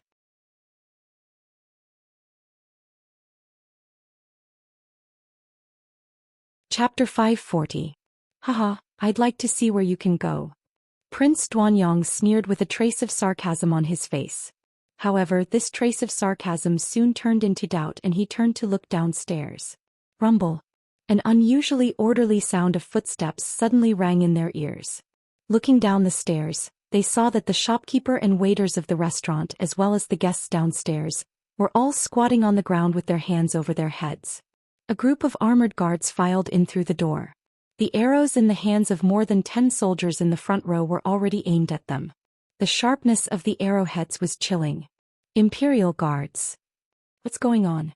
Why are the Imperial Guards here? The more than 10 playboys were immediately scared out of their wits. The Imperial Guards were the Emperor's guards. Their duty was to guard the palace and protect the Emperor. Every time the Imperial Guards appeared, they represented the Emperor's will. Who dared to move at this time? The people upstairs, put down your weapons. A man who looked like a general walked out from the back and looked at them coldly. Clang. Royal Prince Duanyang turned around to look at this scene. His forehead was covered with cold sweat and the saber in his hand fell to the ground. He was terrified but he still didn't know what was going on. Why were the palace guards here? The few servants who were holding weapons naturally squatted on the ground with their hands over their heads. Not to mention them, if they disobeyed, these Imperial Guards even had the power to shoot Prince Duanyang on the spot. Who were they? In the next moment, countless figures appeared in the restaurant. A group of Imperial Guards came up the stairs. Including Qin Yu, a dozen or so hedonistic young masters leaned against the wall. Cold arrows were pointed at them and they didn't even dare to breathe loudly. I came late to the rescue. Please forgive me, princesses. The guard general walked to the door, knelt on one knee and said in a low voice. Princess. Prince Duanyang only felt that his vision was a little black. He finally knew why County Magistrate Lu just turned around and left. Damn, why was the princess here? What did he do just now? Did he use a saber in front of the princess? And there were 2 of them. At this time, Prince Duanyang was not only a little black. If it weren't for the wall he would have collapsed. Qin Yu's face was also pale. Who would have thought that someone as noble as the princess would actually eat in such a restaurant? If the 2 of them were already in such a state, then the clothes of those whose statuses were lower than theirs were already drenched in cold sweat. They could feel the murderous aura from the guards even when they turned their heads. This time they were afraid that something big had happened. What are you doing? You can't even let me eat properly. The Tsundra Lolita stood up from her seat and pulled Yongning's hand. She said, how disappointing. Let's go back and eat our braised prawns. Li Yi shook his head. With such a thing happening he probably couldn't eat the braised prawns anymore. Just look at this Royal Prince Duanyang and little Duke Qin. Do they have nothing better to do? Why did they have to provoke the 2 princesses? Can't you just sit down and eat? Li Yi felt that Miss Zheng's breathing was a little disordered and her body was trembling a few times. He hurriedly turned around to support her and asked, what's wrong? Are you not feeling well? Zheng Zimo waved her hand. After she stood firm she looked at Li Yi and asked, Princess? Princess? Li Yi shrugged, pointed to the 2 little girls and introduced them. Let me introduce you again. This is Princess Xianing and this is Princess Yongning. Help me a little. Zheng Zimo held Li Yi with one hand and looked at the 2 girls that she couldn't be more familiar with a face full of disbelief. Xini and Bingning, weren't they the children of his distant relatives? How could they become princesses? In other words, the one that she had hugged and kissed and almost fell on the swing was actually the princess? This news was so unexpected and shocking that she couldn't accept it for a while. Xiao Cui, who was on the side, looked even paler than before. She grabbed the corner of Zheng Zimo's clothes and her body was trembling slightly. Let's go. Li Yi sighed. The outside world was indeed dangerous. A good meal could end up like this. This time he probably wouldn't even be able to go home. When he walked out of the door he looked at Qin Yu and Duanyang who were squatting in the corner and shook his head helplessly. It was simply a sin. Zheng Zimo and Xiao Cui came out in a daze, and even the matter of young Duke Qin was temporarily forgotten. Outside the Drunken Moon Inn the Imperial Guard General said to Li Yi, Lord Li, this matter concerns Her Royal Highness. Please come with us to the palace. Li Yi nodded and said to the Li family guard standing at the door, send Miss Zimo back first. Tell the madam that I may come back later. The Imperial Guard General hesitated for a moment and said, "Lord, these two girls." Li Yi waved his hand and said, "This matter has nothing to do with them. Let's forget it." The Imperial Guard General looked at the gray-robed old man beside him. Seeing him nod, he didn't speak anymore. Zheng Zimo's mind was a bit chaotic at the moment. She really should go back and think about it. When she was sent away by the guard, her expression was still a bit blank. When Li Yi and the two princesses returned to the palace, they could take a carriage, but the others didn't have this treatment. The distinguished young Duke Qin Duanyang and more than 10 famous playboys in the capital were escorted by the imperial guards through the streets and alleys. Could be said that they were in the limelight. Since it concerned the two princesses, it naturally couldn't be treated lightly. The imperial guards had already entered the palace to report to the emperor. At the same time, news was also spread to some of the noble families in the capital. In the Ministry of Revenue, an assistant minister with the surname Zheng had just come out from the minister's office with a slightly excited expression on his face. Some of the news that the minister had just informed him made him feel quite proud. Everyone knew that the Ministry of Revenue was in short supply of mathematics talents. After all the twists and turns, his son had finally entered the mathematics school. If he wanted to work in the Ministry of Revenue in the future, it might be much easier to use his connections. When the king of Shu ascended the throne, the Zheng family, which had suffered a great disaster before, would probably rise again. Thinking of this, his face naturally revealed a trace of a smile. However, this smile did not last for long as a person hurriedly ran in from outside. After seeing him, the person said in a panic, "Lord Tsing, something bad has happened. The young master has been captured by the imperial guards." What? Hearing this, Assistant Minister Zheng's expression changed drastically. He immediately asked, "What is going on? How did he offend the imperial guards?" The person shook his head and said, "This subordinate doesn't know the specifics. I only know that His Majesty is very angry." Including Duanyang, young Duke Qin, and more than 10 young masters of noble families, they are all kneeling in front of the palace gates. His Majesty. His Majesty is very angry? Assistant Minister Zheng's expression became even more terrified. He immediately said, "Prepare the carriage, we're going to the Qin residence." At this moment, there was more than one person who had the same reaction as Assistant Minister Zheng. In the Duke Qin residence, a woman said in a panic, "What? Li Xin has been captured? Master, you have to save Li Xin." Qin Chong's expression was gloomy. After a moment, he strode out of the residence. "Prepare the carriage, I want to enter the palace." In the Qin residence, Minister Qin frowned as he looked at the panicking Assistant Minister Zheng. However, he didn't know what exactly had happened. Not long after, a carriage drove out of the Qin residence and headed in the direction of the palace gates. More than 100 imperial guards escorting more than 10 hedonistic sons through the streets was a shocking scene. The commoners of the capital had never seen such a scene in their entire lives. Within an hour, all sorts of rumors had spread throughout the capital. At the same time, many of the wealthy families and officials' residences were in an even greater uproar.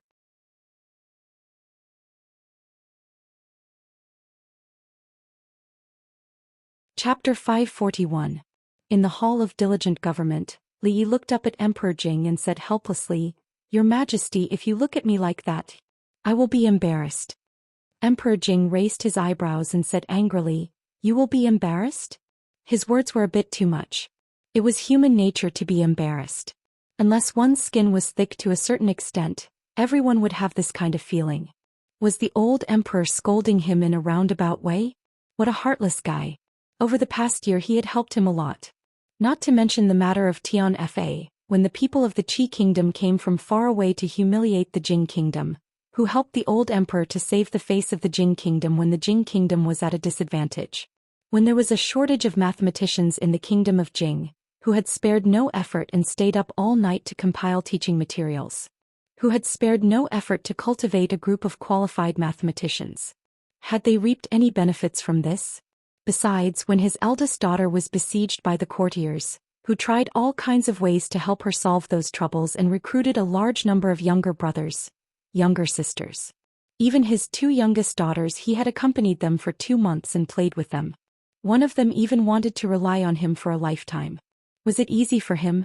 The royal family was a group of ungrateful wolves. Li Yi used his own experience to prove that this sentence was correct. Isn't this a trap you set for them? Emperor Jing stood up and looked at him and asked. Li Yi was stunned and said, I have no grudge against them. Why would I harm them? No grudge? Emperor Jing was stunned and said, You said no grudge. Li Yi thought for a while and it seemed that there were some grudges. However, how long had he been in the capital? How many enemies could he have made? It was nothing more than the king of Shu, the Cui family, the Qin family, the Qin family, Assistant Minister Li of the Ministry of Works, Assistant Minister Zheng of the Ministry of Revenue, the Ministry of Rights. There were only dozens of people recorded in the small notebook. Was it a lot? The reason why he had offended these people was because he wanted to help the old emperor, but now he was blaming himself instead. He was an ingrate. Li Yi said with some grievance, Your Majesty, you can go and ask. I just took the 2 princesses out for a meal today. I didn't provoke anyone, but I encountered such a thing. I'm also very helpless. Jing Di looked back at the gray-clothed old man in the corner. The old man nodded helplessly. This time it was really not County Magistrate Li's fault. The princess left the palace secretly, so she couldn't easily reveal her identity. In addition to hiding the princess's identity, County Uncle Li was really bullied by others this time. This minister of offerings in the palace would naturally not lie to him. Emperor Jing looked at Li Yi with a puzzled expression. Was it really not him who was causing trouble this time? He was indeed a little depressed just now. The 2 princesses leaving the palace had been hidden from all the courtiers. After this incident, he was afraid that this matter could not be hidden anymore. There would be many people making a big fuss about this matter. He was afraid that he would have a headache for a while. At this moment, seeing Li Yi's expression, he had some doubts about his guess, but he also felt a little guilty. Forget it, forget it. You can go. In order to cover up the embarrassment, Jing Di waved his hand and said, I'll leave. Li Yi sighed and turned to walk out of the hall. His back looked bleak and lonely, which made Jing Di feel a little more guilty. The gray-clothed old man behind him respectfully asked, Your Majesty, Prince Duanyang and young Duke Qin. Jing Di's face turned cold and said coldly, They offended the princess. Let them kneel first. 10 hours later, each of them will be punished with 40 floggings. Let the palace guards execute it. When Li Yi walked out of the palace gate with his hands behind his back, he looked to the side with interest. More than a dozen people were facing the palace wall and kneeling uniformly. It was a different scene. Unfortunately, it was already autumn.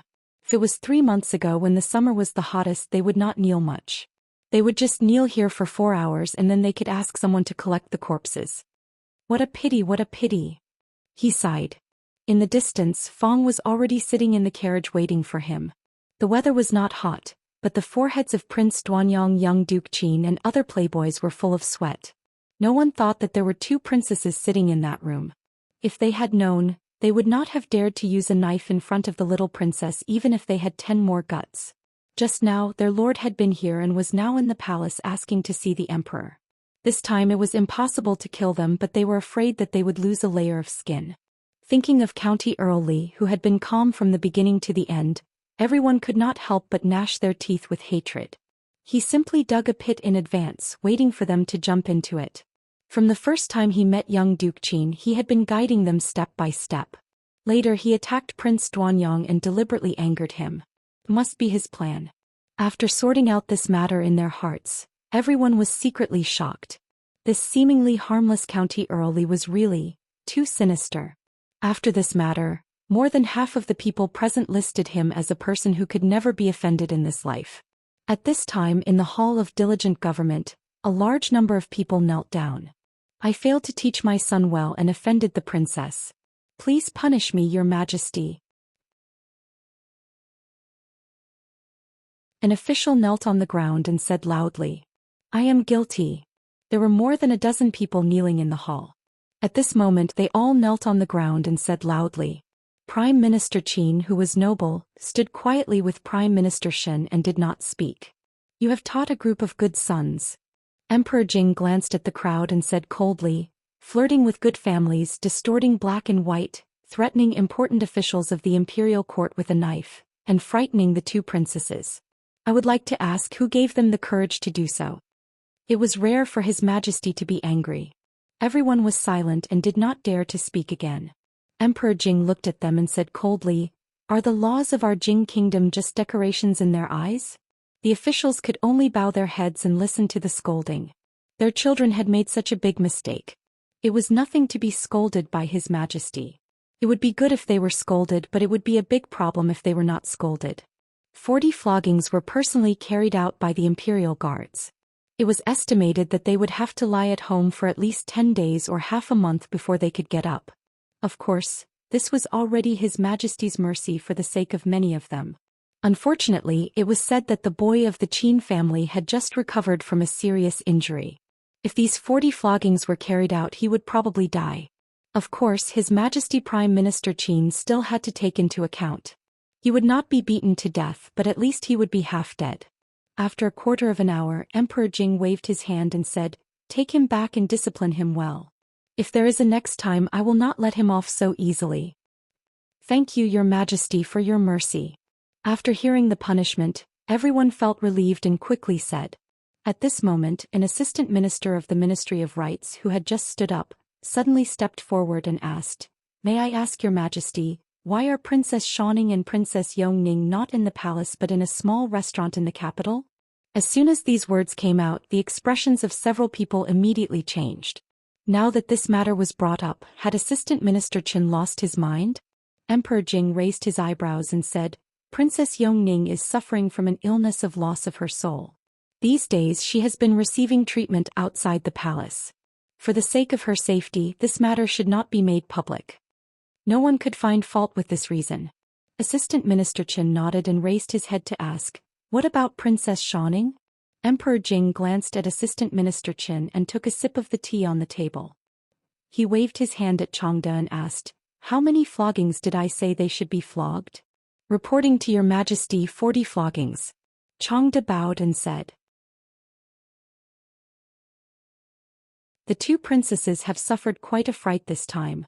40 floggings is still too little. Change it to 80. Emperor Jing ordered and then turned his head to ask, "What did Assistant Minister Qin just say?" "I have nothing to say." Assistant Minister Chen's expression changed. He gritted his teeth and lowered his head as he spoke. Imperial Father, quickly come and see what our new bracelets are like. Isn't it beautiful?" The two princesses who had suffered quite a fright ran in from outside hand in hand. The proud Lolita ran in front of Emperor Jing and waved her hand, her expression extremely proud.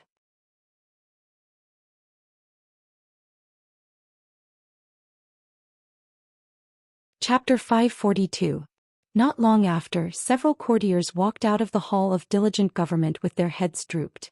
This time, because of his disappointing children, he was scolded by His Majesty, and his mood was extremely depressed. However, even if His Majesty did not punish them, they would still teach those boys a lesson. Rushing into the place where Her Royal Highness ate with a knife, they would say, "You mother *king want to rebel. Even I don't dare to do that." As for why the two little princesses were in the restaurant in the capital, was it important? Everyone glared at Assistant Minister Qin vaguely. Everyone knew that it was not appropriate for the two little princesses to leave the palace, but he actually mentioned it to His Majesty at this time. Was he stupid? However, His Majesty's reaction just now was far beyond everyone's expectations. "His Majesty, how did it become like this?" Finally, someone could not help but ask the person beside him with a complicated tone. The emperor had always actively listened to the reasonable suggestions of the court officials. It was not in accordance with the rules of etiquette to allow the young princess to leave the palace. It was normal for an official from the Ministry of Rights or an imperial censor to bring up this matter. But they believed that if Assistant Minister Qin had said one more word, it wouldn't just be a matter of 80 strokes. How could the once wise and selfless His Majesty, how could he become like this? This was not the His Majesty they were familiar with. The few of them shook their heads and sighed helplessly. This matter could not be considered as truly over. In the shortest time possible, they had to inform all their close colleagues or the censors that they could not mention the matter of the little princess leaving the palace during the morning court session the next day. 80 floggings was enough. At this time, only Prime Minister Qin was left in the hall of diligent government.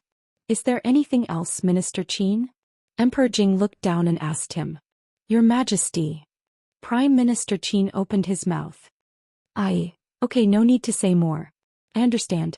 Emperor Jing waved his hand and said, I will ask them to be more lenient. However, Qin Yu is the leader of this matter. If I let him go alone, I am afraid the others will not be convinced.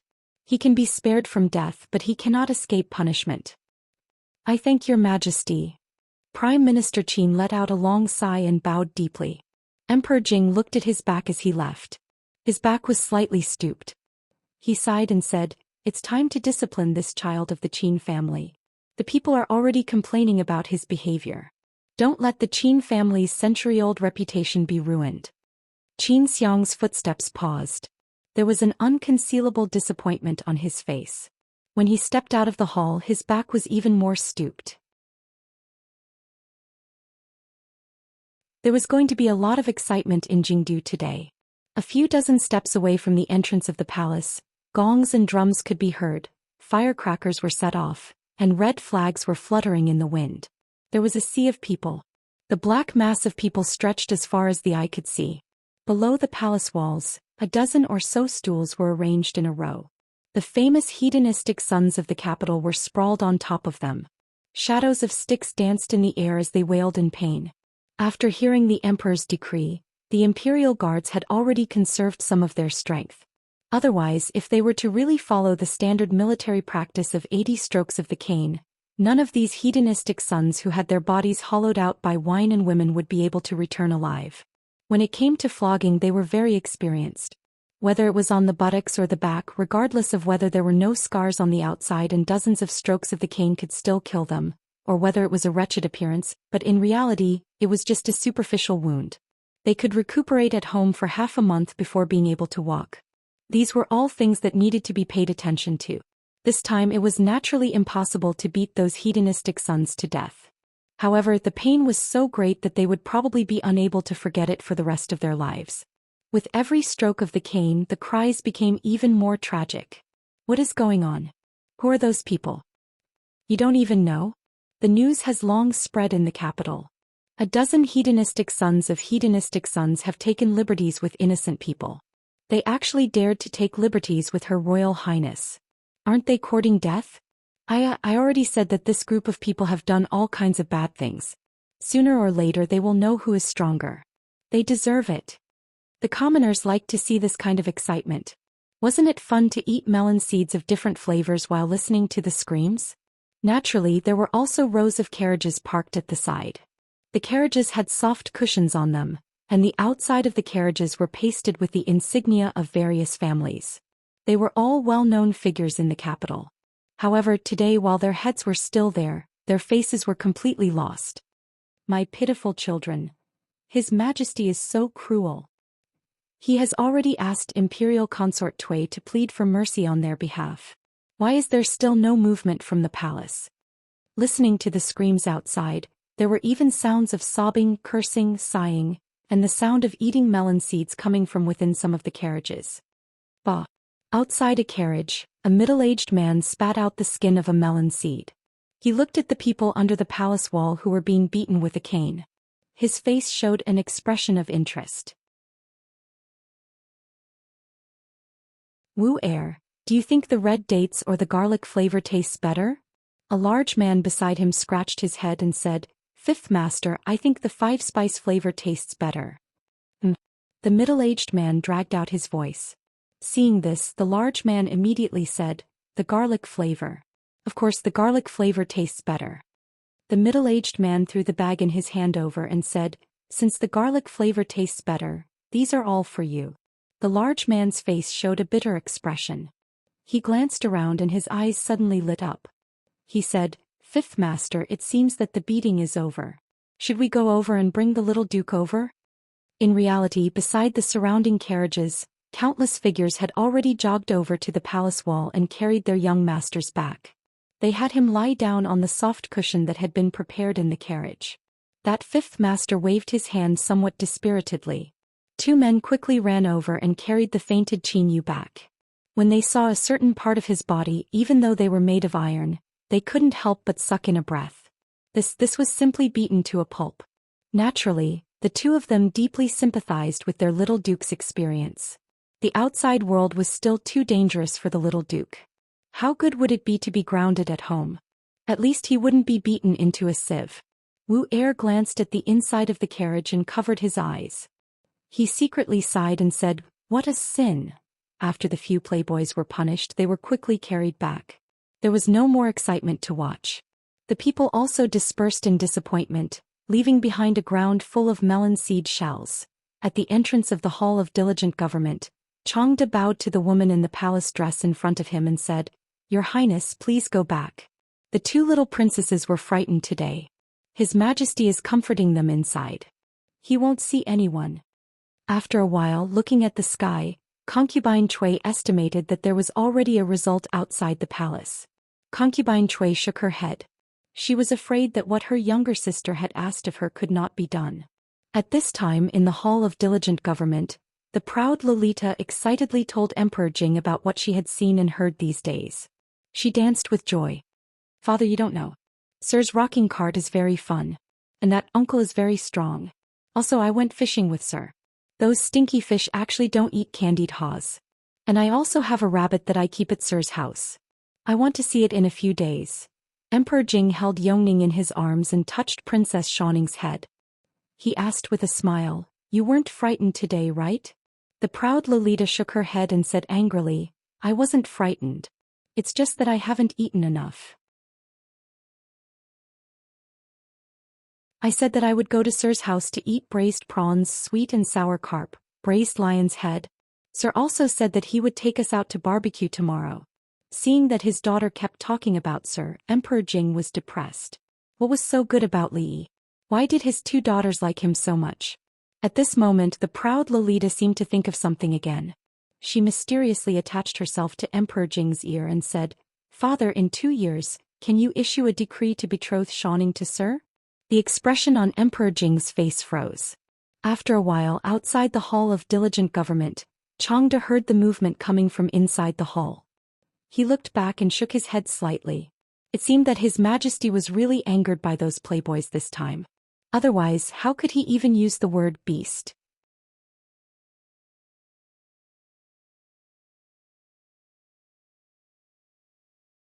Chapter 543.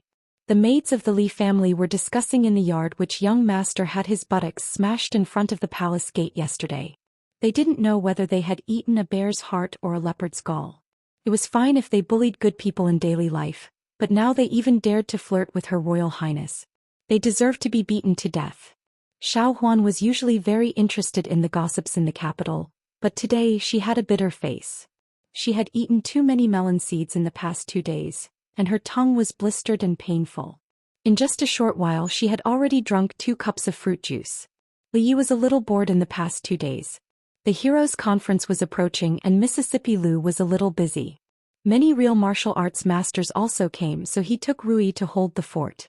It seemed that he was determined to win the position of the chief of the Wulin League. The 2 little princesses had actually run out of the palace. Although for some reason the courtiers and censors seemed to have reached some sort of tacit agreement. No one made a big fuss about this matter.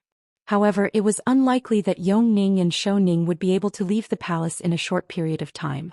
These bastards. There were still a few days before Yong Ning could return to the palace. Now they suffered a big loss. He had to find a chance to talk to the old emperor and see if he could make up for it. However, this matter had to be put off for a few days. These days, every time he thought of the old emperor he would have an ominous premonition.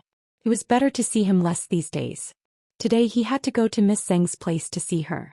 She must have been frightened by what happened yesterday. When he was about to go out he met an unexpected person at the door. County Magistrate Lu smiled and cupped his hands saying, "Thank you, Lord Li. If it weren't for you yesterday I'm afraid I would have been in danger." Speaking of which, half a year ago, it was Li Yi who called himself this official. In less than a year their positions had been reversed. "Someone bring the gift here." County Magistrate Lu waved his hand behind him and then said to Li Yi, "It's just a small gift to show my respect." Although it was a meager gift considering his family's wealth, it was considered a huge loss. Thinking back to yesterday's events, it was too dangerous. If it had been him who had led the bailiffs into the room, he would have ended up the same way as those foppish nobles. However, he did not have such a deep background in the capital, so the situation would have been even more serious. Li Yi's advice yesterday was no less than a life-saving grace to him. Two princesses. After receiving the exact news yesterday, he was really shocked and broke into a cold sweat. We're all on the same side. Lord Lu, you're treating me like an outsider. Li Yi smiled and waved his hand. After he came to this world, he had spent the first few days in Qing'an Prefecture. Thus, when he saw Lu Yi and County Magistrate Lu in Jingdo, he felt closer than other people. What's more, County Magistrate Lu's position as the capital magistrate was beneficial to him. County Magistrate Lu said hurriedly, "Etiquette is necessary." Since he said so, Li Yi naturally couldn't refuse. When the time came, he would tell Uncle Li to send someone to visit County Magistrate Lu's mansion. The standard of the gift would be the same as this one. Li Yi stretched out his hand and said with a smile, "Lord Lu, come in and have a seat." County Magistrate Lu could see that Li Yi was going out. Although he wanted to go in for a cup of tea and improve their relationship, he couldn't disturb him now. He cupped his hands and said, "I only want to thank you in person for your great kindness. I won't disturb you anymore, Lord Li." The guests who came to the Li family all had a good habit of only giving gifts but not entering the door. They didn't even invite them in, so they didn't even have to pay for a cup of tea. Li Yi couldn't help but start to think whether it was because the feng shui of this mansion was too good. County Magistrate Lu also left in a hurry without entering the door. Li Yi shook his head and called Feng, followed by a few guards of the Li family, to the direction of the capital. After being trained by second granduncle for a period of time, Feng's strength had improved by leaps and bounds. Even the carefully selected guards in the imperial palace couldn't withstand a single punch from him. The gray-robed old man beside Yongning had stayed here for 2 months. In the beginning he could easily defeat Feng with a wave of his sleeve. Later he would hide from him when he saw him. Later, according to him, if it was a life-and-death fight, he could take Feng's life within 30 moves. But if it was an ordinary fight, this old man wouldn't be able to withstand a few blows from him. His skills were getting better and better, but his character was getting more and more cowardly. A few days ago he was discovered by his mother-in-law for hiding some money and was not allowed to enter the mansion for 2 days. He became the laughingstock of the mansion. Sitting in the carriage, Feng asked while driving, "Young master, are you going to Miss Zheng's place again?" Li Yi raised his eyebrows. "What do you mean by again?" Only then did Feng realize that he had asked the wrong question, so he corrected himself. "Young master, are you going back to Miss Zheng's place today?" Climbing into the carriage again, Feng sighed and leaned against the carriage. A rare trace of disappointment appeared on his face as he asked, "Young master, have you never thought of taking a concubine? Why do you want to take Lil Hong back?" Li looked at him and asked. Feng shook his head and said, "There's nothing between me and Lil Hong." Li curled his lips. Perhaps even Feng himself didn't believe his own words. There was nothing. There was nothing about running to the jadeite courtyard every 2 or 3 days. There was nothing about hiding some money to buy gifts for her. If there was nothing, how could a rough man's mind become so delicate? Who was he trying to fool? Feng suddenly turned his head and looked at Li Yi, asking seriously, "Young master, have you never thought of taking Miss Zheng back? And that Miss Ruoqing, I don't believe that you can't tell that they like you."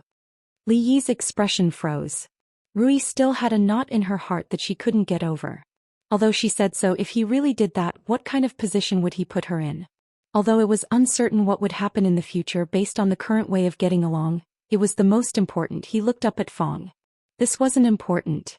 What was important was this guy really Feng? Although his memory of old Feng was no longer limited to the simple and honest man who gave them the pheasants that he had hunted with great difficulty and gave them to his family, the man in front of him looked like he had experienced the vicissitudes of life, worry, wisdom, and a certain emotion that seemed to have settled after seeing through the affairs of the world. Was this really old Feng? "Feng, you've changed." Li Yi looked at him for a long time and said with a sigh, "Young master, people will change." Feng looked at him and said, "You will change, I will change, eldest miss will change, second miss will also change, all of us will change." At this moment Feng was very much like a philosopher. Li Yi suddenly felt that he had underestimated Feng, underestimated everyone. "Young master, don't talk, let me be alone." Li Yi waved his hand, his voice was indescribably tired. Li Yi always came to this small courtyard during the day so he couldn't see watching very often. But Miss Zheng was always there. As the chief designer, she only needed to draw in the room so she didn't have to run around. Today she wasn't in the room but sitting at the stone table in the courtyard, staring at the swing under the tree in a daze. Li Yi let out a sigh and sat opposite her. Zheng Zimo looked up at him and didn't say anything. Fong, this bastard, made me think about life with just a few words, but I went to the Jade Courtyard to talk about life with Little Red. After a moment of silence, Li Yi felt the atmosphere was a little awkward, so he looked at Miss Zheng and said, "How about, you sing a song?" Zheng Zimo had learned a lot of new songs these days which were all taught by Yongning. Maybe she also felt the atmosphere was a little awkward, so she asked, "What do you want to sing?" Li Yi bowed his head and thought for a moment. After a moment he looked up at her. "How about 18 touches?"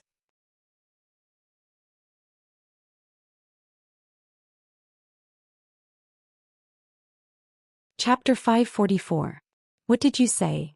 Zheng Zimo looked up at Li Yi, her eyes flashing with a dangerous light. 18 what? 18 turns.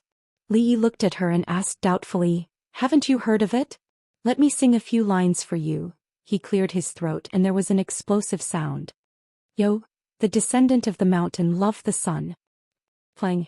In the kitchen, Xiao Cui, who was washing the dishes, was scared out of her wits by the sudden shout outside. The bowl she had just washed fell to the ground and shattered. In the courtyard, Zheng Zimo's face darkened. Before Li Yi sang the next line, she decisively covered his mouth. "This is a folk song from our hometown. It seems a little wild and not suitable for you to sing." Li Yi gasped. He was almost choked to death by her just now. "Isn't your hometown in Qingyan Prefecture?" Zheng Zimo glanced at him. "I'm talking about the hometown in my dream." "Oh, that's not important." Li Yi waved his hand and said, "How about I teach you 2 songs from my hometown? One is called The Most Dazzling Ethnic Style, and the other is called Little Apple. Listen to it, it's quite nice." This time, Li Yi's mouth was covered before he could even make a sound. He was a little regretful. If the middle-aged women in this world also danced in the square, he would definitely build a few more big squares in the capital for free. Zheng Zimo looked at him and asked with some anger in her tone, "Didn't you say that Xini and Bing Ning are the children of your relatives?" The 2 little girls were gone and Miss Zheng was not even willing to sing. It was time to reflect on herself. Yes, the surname Li is one family in the world. Within 500 generations there must be some relatives. Li Yi thought this explanation was perfect. Zheng Zimo glared at him again. After coming back yesterday, she recovered from the shock and thought about it carefully. Naturally, she could understand why Li Yi had concealed their identities. But yesterday in the Drunken Moon Tower, she was really scared and naturally had some complaints about him. Xiao Cui did not even dare to sleep alone last night. She spent the whole night asking her if they would be arrested because she had pinched the princess's face. Would they punish her for being disrespectful? Of course, there were other reasons for her anger. Princess Yongning's words had disturbed her for many days, but Xeni didn't say anything, as if nothing had happened. In fact, she had been suppressing her anger recently. Li Yi waved his hand and said, "You don't have to worry. The princess is not that scary. She will still be the same as before. Just pretend that you don't know anything about this." Ordinary people had a natural fear of the royal family. If they were to be punished for being disrespectful to the royal family, then even if they had a few hundred heads, it would not be enough to chop them off. Instead of worrying about this, it was better to worry about whether that damn pervert Qin Yu would secretly play some tricks. But thinking about it, it was not very likely. He heard that in front of the palace gate yesterday he was beaten unconscious on the spot. Li Yi guessed that the old emperor had held back. Otherwise, the Qin's residents would be preparing for a funeral today. As for the other good-for-nothings, including that royal prince Duanyang, they wouldn't be able to do anything for the next 10 days to half a month. Now that they had all been dealt with, it was likely that the capital would be much quieter in the near future. As one of the 3 heroes of the capital, he was still very competent and inadvertently did something practical for the common people. However, this kind of thing was hard to guarantee. Who knew what the bottom line of those bastards was? The security around the small courtyard still needed to be strengthened. The current situation was no longer the willow leaf stockade. Not to mention the subordinates of Mississippi Lu, just the number of experts recruited from the brothels was already uncountable. They spread out like a net in the capital. As long as one side made a move, countless people would gather in a short period of time. These things were all done by Lu Luo. He was familiar with the Jianghu and had a high prestige. In addition, he alone accounted for more than 90% of the intelligence of the two brothers. He could be said to be extremely intelligent and rarely made mistakes. All the affairs were arranged in an orderly manner. Many accidents or sudden incidents could also be handled with a strong hand. Mississippi Lu had never been convinced by anyone, and he was one of them. Otherwise, with Mississippi Lu managing the many matters of the hero ranking with passion, it would not take long for the whole thing to collapse. Don't rush to expand the shop. If there are smart people under you, you can train them in the direction of a shopkeeper or a manager. Of course, the foundation must be clean. Don't let Ruoqing run around all day. There is no end to the work. Got it? Zheng Zimo waved her hand impatiently as if she wanted to see him off. She was a little strange today. Li Yi counted the days and calculated a little, and he didn't find it strange anymore. He stood up and said, "Then I'll go back first." Zheng Zimo waved her hand again, stood up and walked into the house. Li Yi sighed. When he walked out the door, Fong was already squatting beside him, waiting. Seeing Li Yi come out, he stood up. "Young master, don't talk." Li Yi hurriedly waved his hand, got into the carriage and said, "Let's go around the city." At this time it was still early before dark. Rui and the others would probably return in 2 to 4 hours. He would go to the brothel and some shops in the capital from time to time. At the door of a brothel in the city, when Li Yi got out of the carriage, another carriage happened to pass by. The elegant young man in the carriage was holding a thick book in his hand and reading it attentively. The carriage slowly drove through a few streets until there were fewer people on the street, and it stopped in front of a high door. The servant at the door was about to go forward to ask, but when he saw the sign on the carriage, his face froze. He immediately stepped forward respectfully and said, "Greetings, Your Highness." The young man got out of the carriage, waved his hand and asked, "Is Prime Minister Qin in the residence?" "He just returned." The servant quickly said, "Your Highness, please." "Your Highness, have you been reading these days?" After a servant served tea, Prime Minister Qin looked at the king and asked. The king said with a smile, "In the past 2 months I have been lying in bed with nothing to do, but I have read a lot. Now I am used to it and I can't put it down for a while. It's good to read more." Prime Minister Qin nodded and said, "However, even if it's reading, you need to focus on something. Your Highness should learn more about the mind of an emperor and the way of governing a country. I will send someone to send a few books to you tomorrow." "Thank you, Prime Minister Qin." The king cupped his hands and thanked him. Prime Minister Qin's face showed a thoughtful expression. He paused and said, "I know that Your Highness has a grudge against the Earl of Chang'an County, Li Yi. However, he is a talented man. If he is willing to assist you, he will definitely be your greatest help in the future. It's not a big deal to be young and impetuous. I was also young once. Those who achieve great things never care about trifles. I hope Your Highness can let bygones be bygones. As for the Earl of Chang'an County, I will fight for it for Your Highness. What do you think?" This was the second time that Prime Minister Qin had mentioned this to the King of Shu. After a moment of shock, the king's face lit up and he said, "In the past 2 months I have been thinking about it and felt a lot of emotions. That's exactly what I wanted to do. Thank you, Prime Minister Qin." Prime Minister Qin nodded and a hint of relief appeared on his face. The King of Shu suddenly changed the topic and asked, "I've heard about what happened yesterday. Brother Qin he didn't sleep last night and just fell asleep." Speaking of this matter, Prime Minister Qin's face showed disappointment again. The King of Shu cupped his hands and said, "In that case I won't bother you anymore. I'll visit you in 2 days. Your Highness, if you have nothing to do these days, you might as well pay a visit to the families of generals and other officials' mansions. After all, there are some things that even I don't have the right to do." "I understand. Well, Prime Minister Qin, you don't have to see me out." At the gate of Qin's mansion, the King of Shu bowed to Prime Minister Qin again and turned to get on the carriage. "Fortune or misfortune, Your Highness has really grown up this time. Prime Minister Qin said softly and turned to step into the mansion. Inside the carriage, the king of Shu had a faint smile on his face. After a while, the smile on his face disappeared and a strange light flickered in his eyes. He asked, "Have you found out the details of those two women?" "Your Highness, I have." A voice came from outside the carriage. The king of Shu smiled again and unconsciously rubbed his fingers. He picked up a book beside him and read it attentively.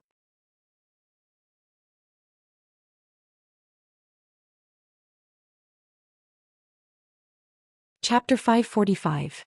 Every time he planned to go to the palace he would have a bad feeling in his heart. Therefore Li Yi stayed at home for the past few days. As he sat on the stone bench in the courtyard thinking about life, his eyes were suddenly covered by someone from behind. "Guess who I am?" A strange voice came from behind him. Xiao Huan was not that naughty, Rui would not do such a childish thing, and Mississippi Lu was even more so. Although she purposely pinched her throat, it was not hard to tell that the little devil who had been tormenting him for 2 months was here again. "Let me guess, is it Xiao Huan?" "No," the voice behind him said proudly. "Then is it Duanwu?" Li Yi said again. "Guess again." The arrogant lowly was obviously very proud of herself. This time she did not even try to hide her voice. "Li Bingning, what did you touch with your hand?" Li Yi moved her hand away and asked while rubbing his eyes. "I didn't touch anything." The arrogant lowly said in surprise, "It's just that my mother caught a cold last night, so I just made a bowl of ginger soup for her." "How did you know it was me?"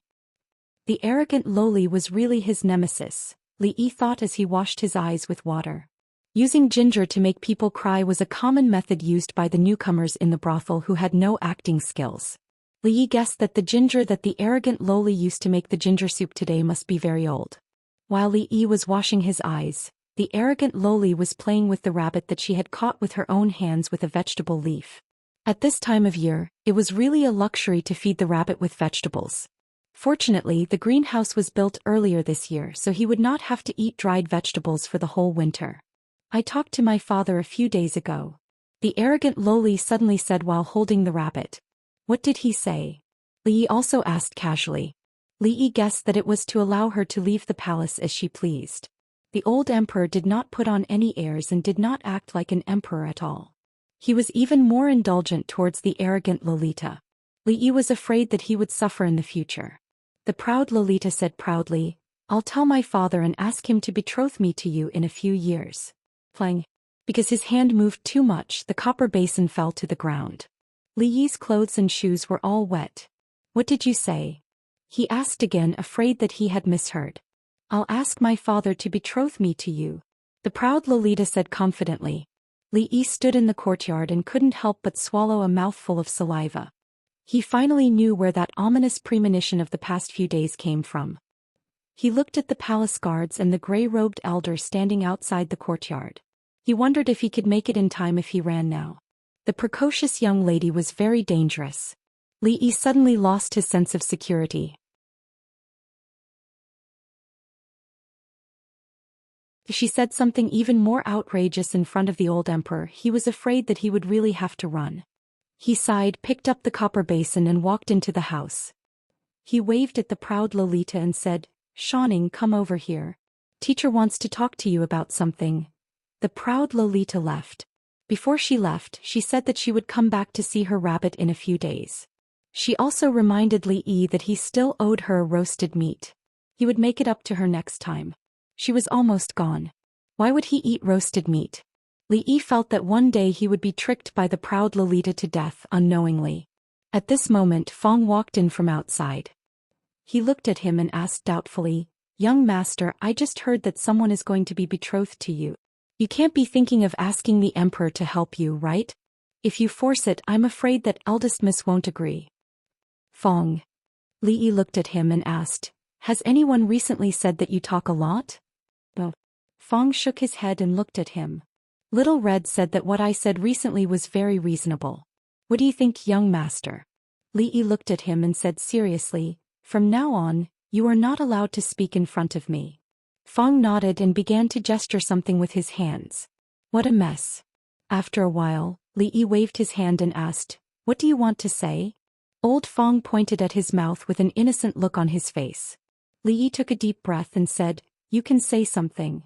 Fong nodded and said, "Something has happened at Miss Zheng and Miss Wan's place these days." "What is it?" Li Yi looked at him and asked. 1 second, 2 seconds, 10 seconds. "What is it?" Li Yi asked again. Fong pointed to his mouth again. Li Yi felt that his temper had become much better recently. He sighed and said, "The few greenhouses in the farm are a bit busy these days. Why don't you come back to help?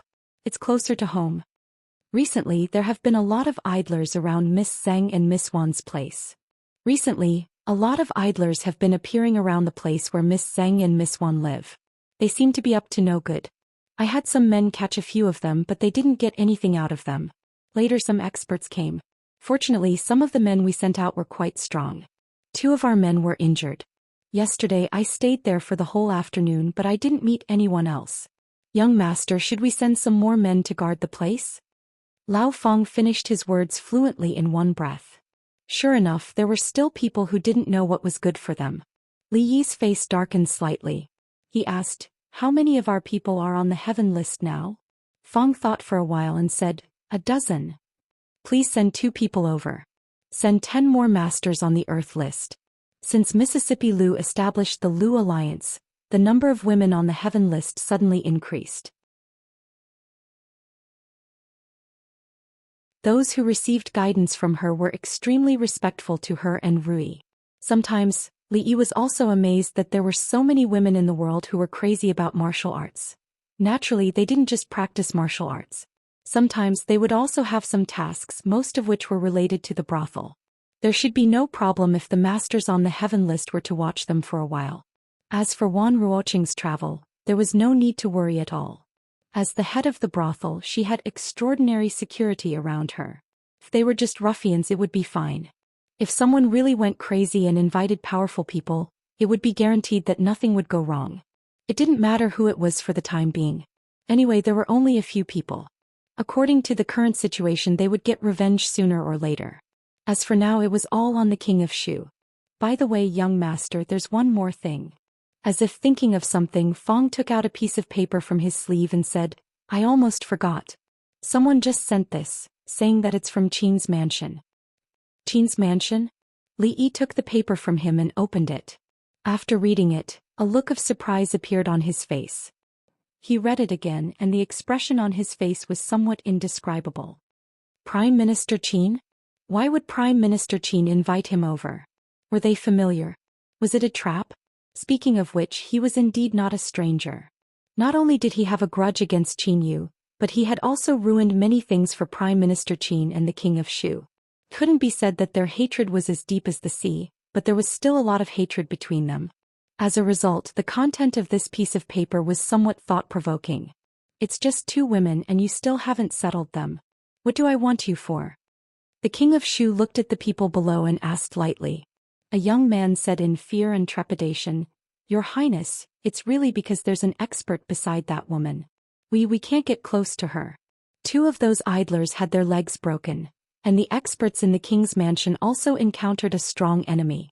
Their chances of winning were not high, so they had no choice but to retreat. "I'll give you another half a month. If you still can't do what I told you, then don't come back. Leave." The King of Shu glanced at them, waved his hand and said impatiently. The few people hurriedly retreated as if they had been granted amnesty. The King of Shu looked at a name on the paper in his hand and clenched his fist. The paper was immediately crumpled into a ball. "The humiliation that day, I will definitely return it 100 times over." A suppressed and gloomy voice came from the hall, and then there was no more sound.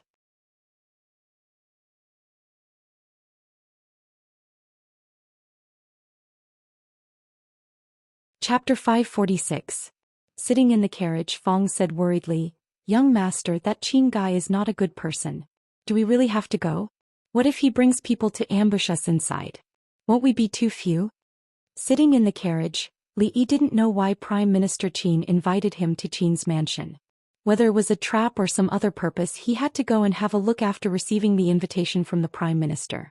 And Prime Minister Qin invited him so openly, so he didn't have to worry about his safety. Something really happened, he would be the one with a bigger headache. In case of any accidents, he originally wanted to let Mississippi Lu accompany him, but she was really busy recently and Rui's identity was not very suitable.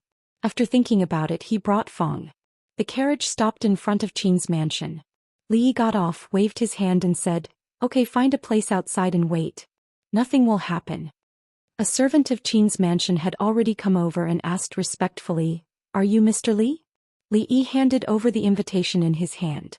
After the servant saw it, he immediately said, "Mr. Li, please. Master's waiting for you inside." The attitude of the servant of Qin's mansion made Li Yi feel a little surprised. It seemed that today was not like what he had imagined. It did not seem to be a punitive expedition against him. After all, he had a deep grudge with the heir to the Qin family. A few days ago he accidentally cheated him a little. It was reasonable for the Qin family to make trouble for him because of these things. Fong and several guards sat under a big tree opposite, glancing at Qin's mansion from time to time. Led by the servant, Li Yi walked through Qin's mansion and looked around. Qin's mansion was not like what he had imagined. Although it was still beyond the reach of ordinary people in terms of scale and other aspects, it was still a little simple for the prime minister who was above tens of thousands of people. There were not many maidservants on the way. They were just quietly working, looking a little lifeless. They were not like the maidservants in his family.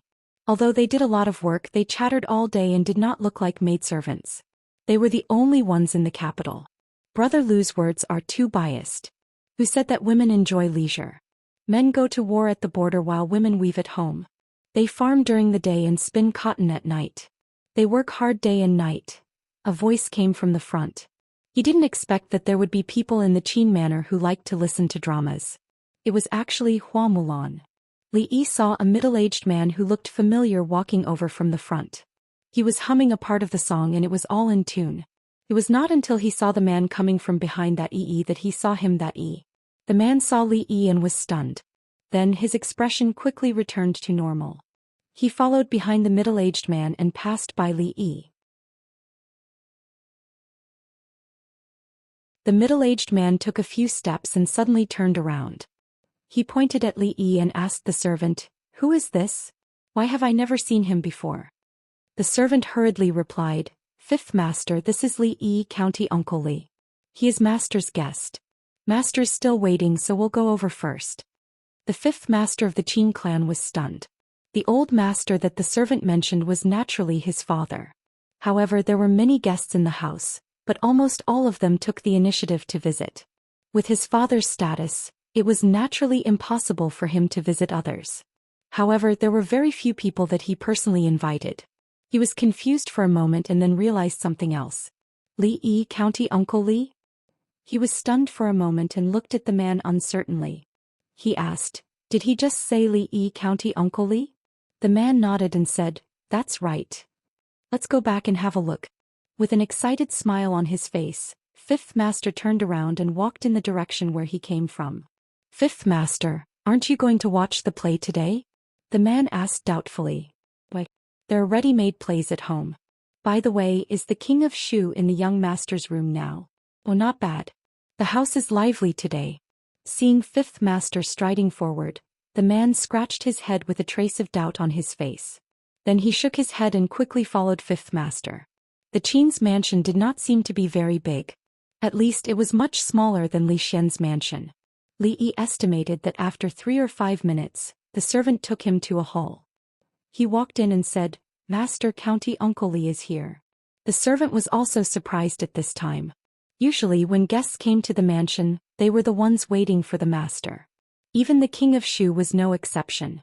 Today's situation was extremely rare. Li Yi walked in and saw a white-haired old man sitting on the main seat. He was wearing a plain Confucian robe and looked exactly the same as Prime Minister Qin that Li Yi usually saw.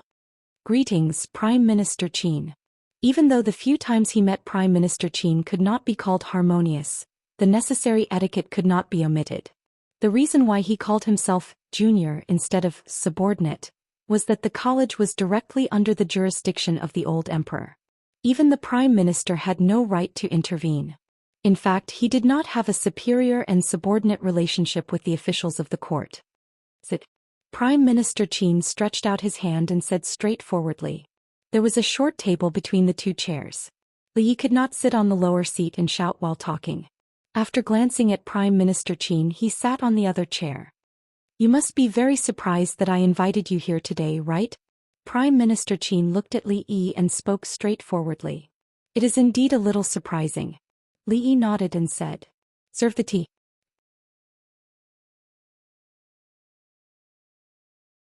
Prime Minister Qin gave a rare smile. He did not seem to be in a hurry to get to the main topic. After waving to the door, a servant from the Qin residence walked in. This tea originated in Songzhou and was given by His Majesty. It is the best of the tributes and cannot be tasted normally. Prime Minister Qin was actually in the mood to introduce tea, which made Li Yi even more puzzled. He did not know what medicine the Prime Minister was selling. However, he was not in a hurry. He smiled and said, In that case I will be in luck today. The servant girl who poured the tea carefully handed a cup of tea to Prime Minister Qin and the other to Li Yi. Her hands were trembling slightly, causing the lid and the cup to collide with each other, making clanking sounds. Seeing this, Li Yi immediately became vigilant. It was just pouring tea, but she was so scared. Could it be that the tea was poisoned?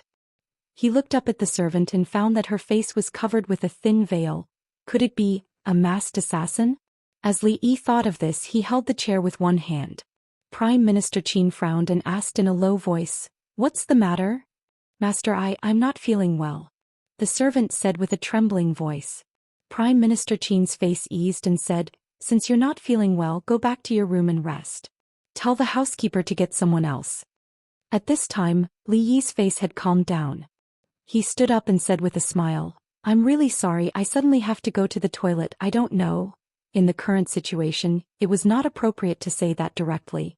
Prime Minister Qin had already picked up the teacup, but he put it down and said, People have to go to the toilet, it doesn't matter.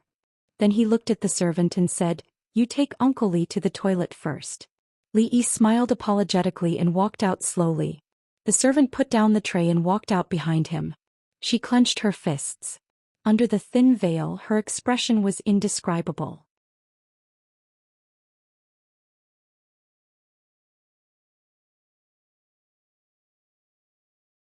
Chapter 547.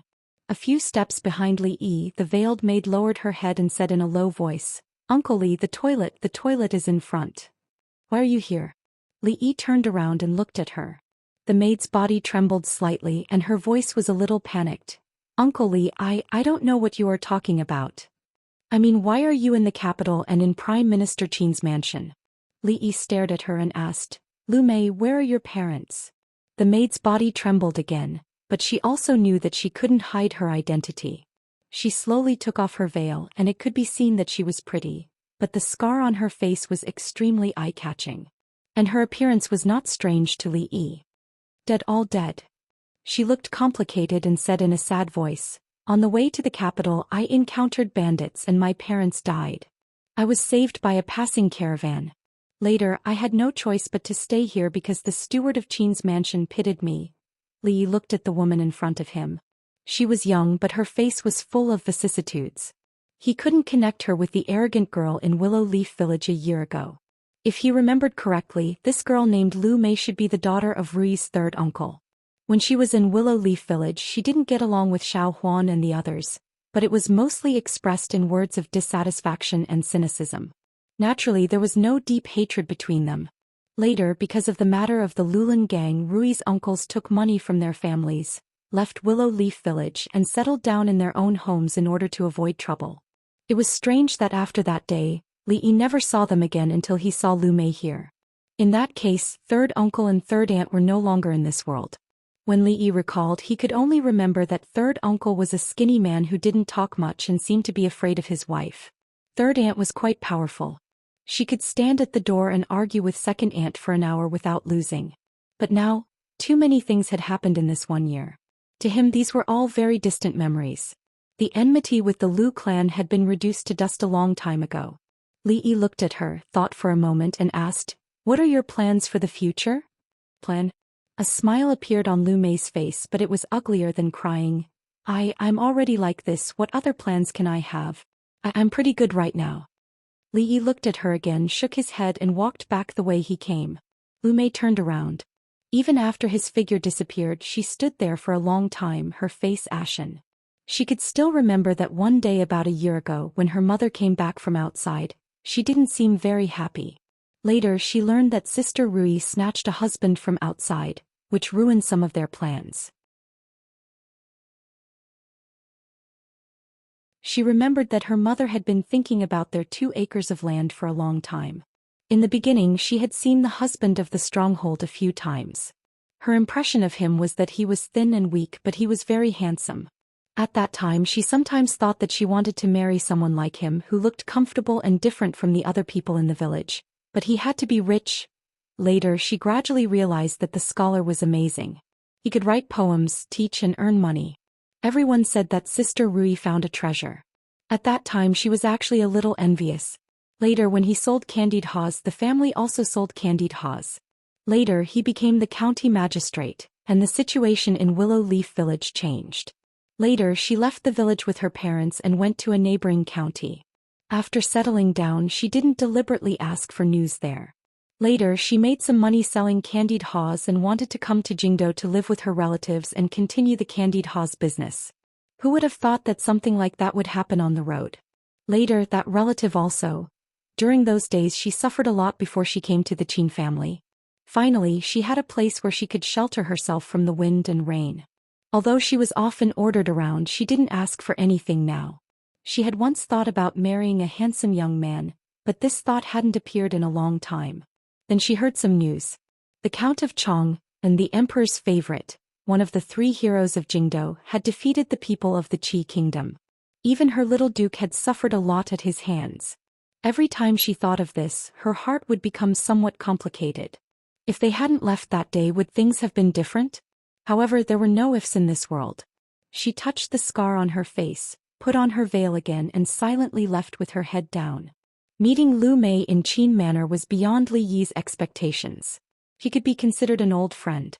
If Rui or Xiao Huan learned of this news, he didn't know what they would do. The old grievances of the past were not worth mentioning now. However, this was Qin Manor. If he acted too special toward her, it would not be a good thing for her. Right now this was all he could do. When he walked back, he coincidentally ran into a servant of Qin Manor and asked him for directions. Only then did he realize that he had gone the wrong way. He walked back another 30 to 50 feet and disappeared behind a moon door. Miss May? The man who had led the way scratched his head and nodded slightly. Wu Er, why aren't you done yet? A voice came from nearby. Wu Er hurriedly replied, I'm coming. He glanced in a certain direction, turned around and ran over with quick steps. I've made Prime Minister Qin wait a long time. Li Yi walked into the hall and raised his hands in a salute. No problem. Prime Minister Qin waved his hand and didn't seem to mind at all. He said, the tea might be getting cold. I'll have someone make another cup.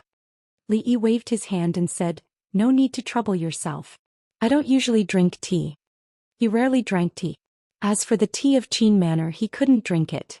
Who knew if there was something else added to it? He wasn't measuring the heart of a gentleman with his own mean measure. Perhaps Prime Minister Qin couldn't do such a thing, but some people could. What's the matter, Prime Minister Qin? After Li Yi sat down again, he asked directly. Prime Minister Qin took a sip of tea unhurriedly and asked casually, Mr. Li is a rare young talent in our Jing kingdom. What do you think of the recent political affairs? Li Yi was stunned for a moment. Then he shook his head and said, I haven't seen it. I've never been to the court. Prime Minister Qin's hand, which was putting down the teacup, froze slightly. In fact, he wanted to recruit Li Yi today. From his observation in the past few months, Li Yi could really be called the first person among the young generation in the Jing kingdom. He was favored by the emperor and was highly valued by the emperor. Besides, he had a close relationship with the prince of Prince Ning, Li Xian. Prince Ning's influence in the court couldn't be underestimated. What's more, Prince Li Xian had the support of the Wang family and other big families. If he could make Prince Li Xian be loyal to the Prince of Shu, he wouldn't have to worry about it. Of course, this kind of thing couldn't be said clearly. He did want to say a few words in a roundabout way, but Mr. Li's first sentence ended the conversation. He was not prepared for it and his thoughts were disrupted. At this moment he didn't know how to continue asking. You're tuning in to the Zhou Xian's Legacy YouTube channel. Don't forget to subscribe and join us on this journey to catch the most captivating stories.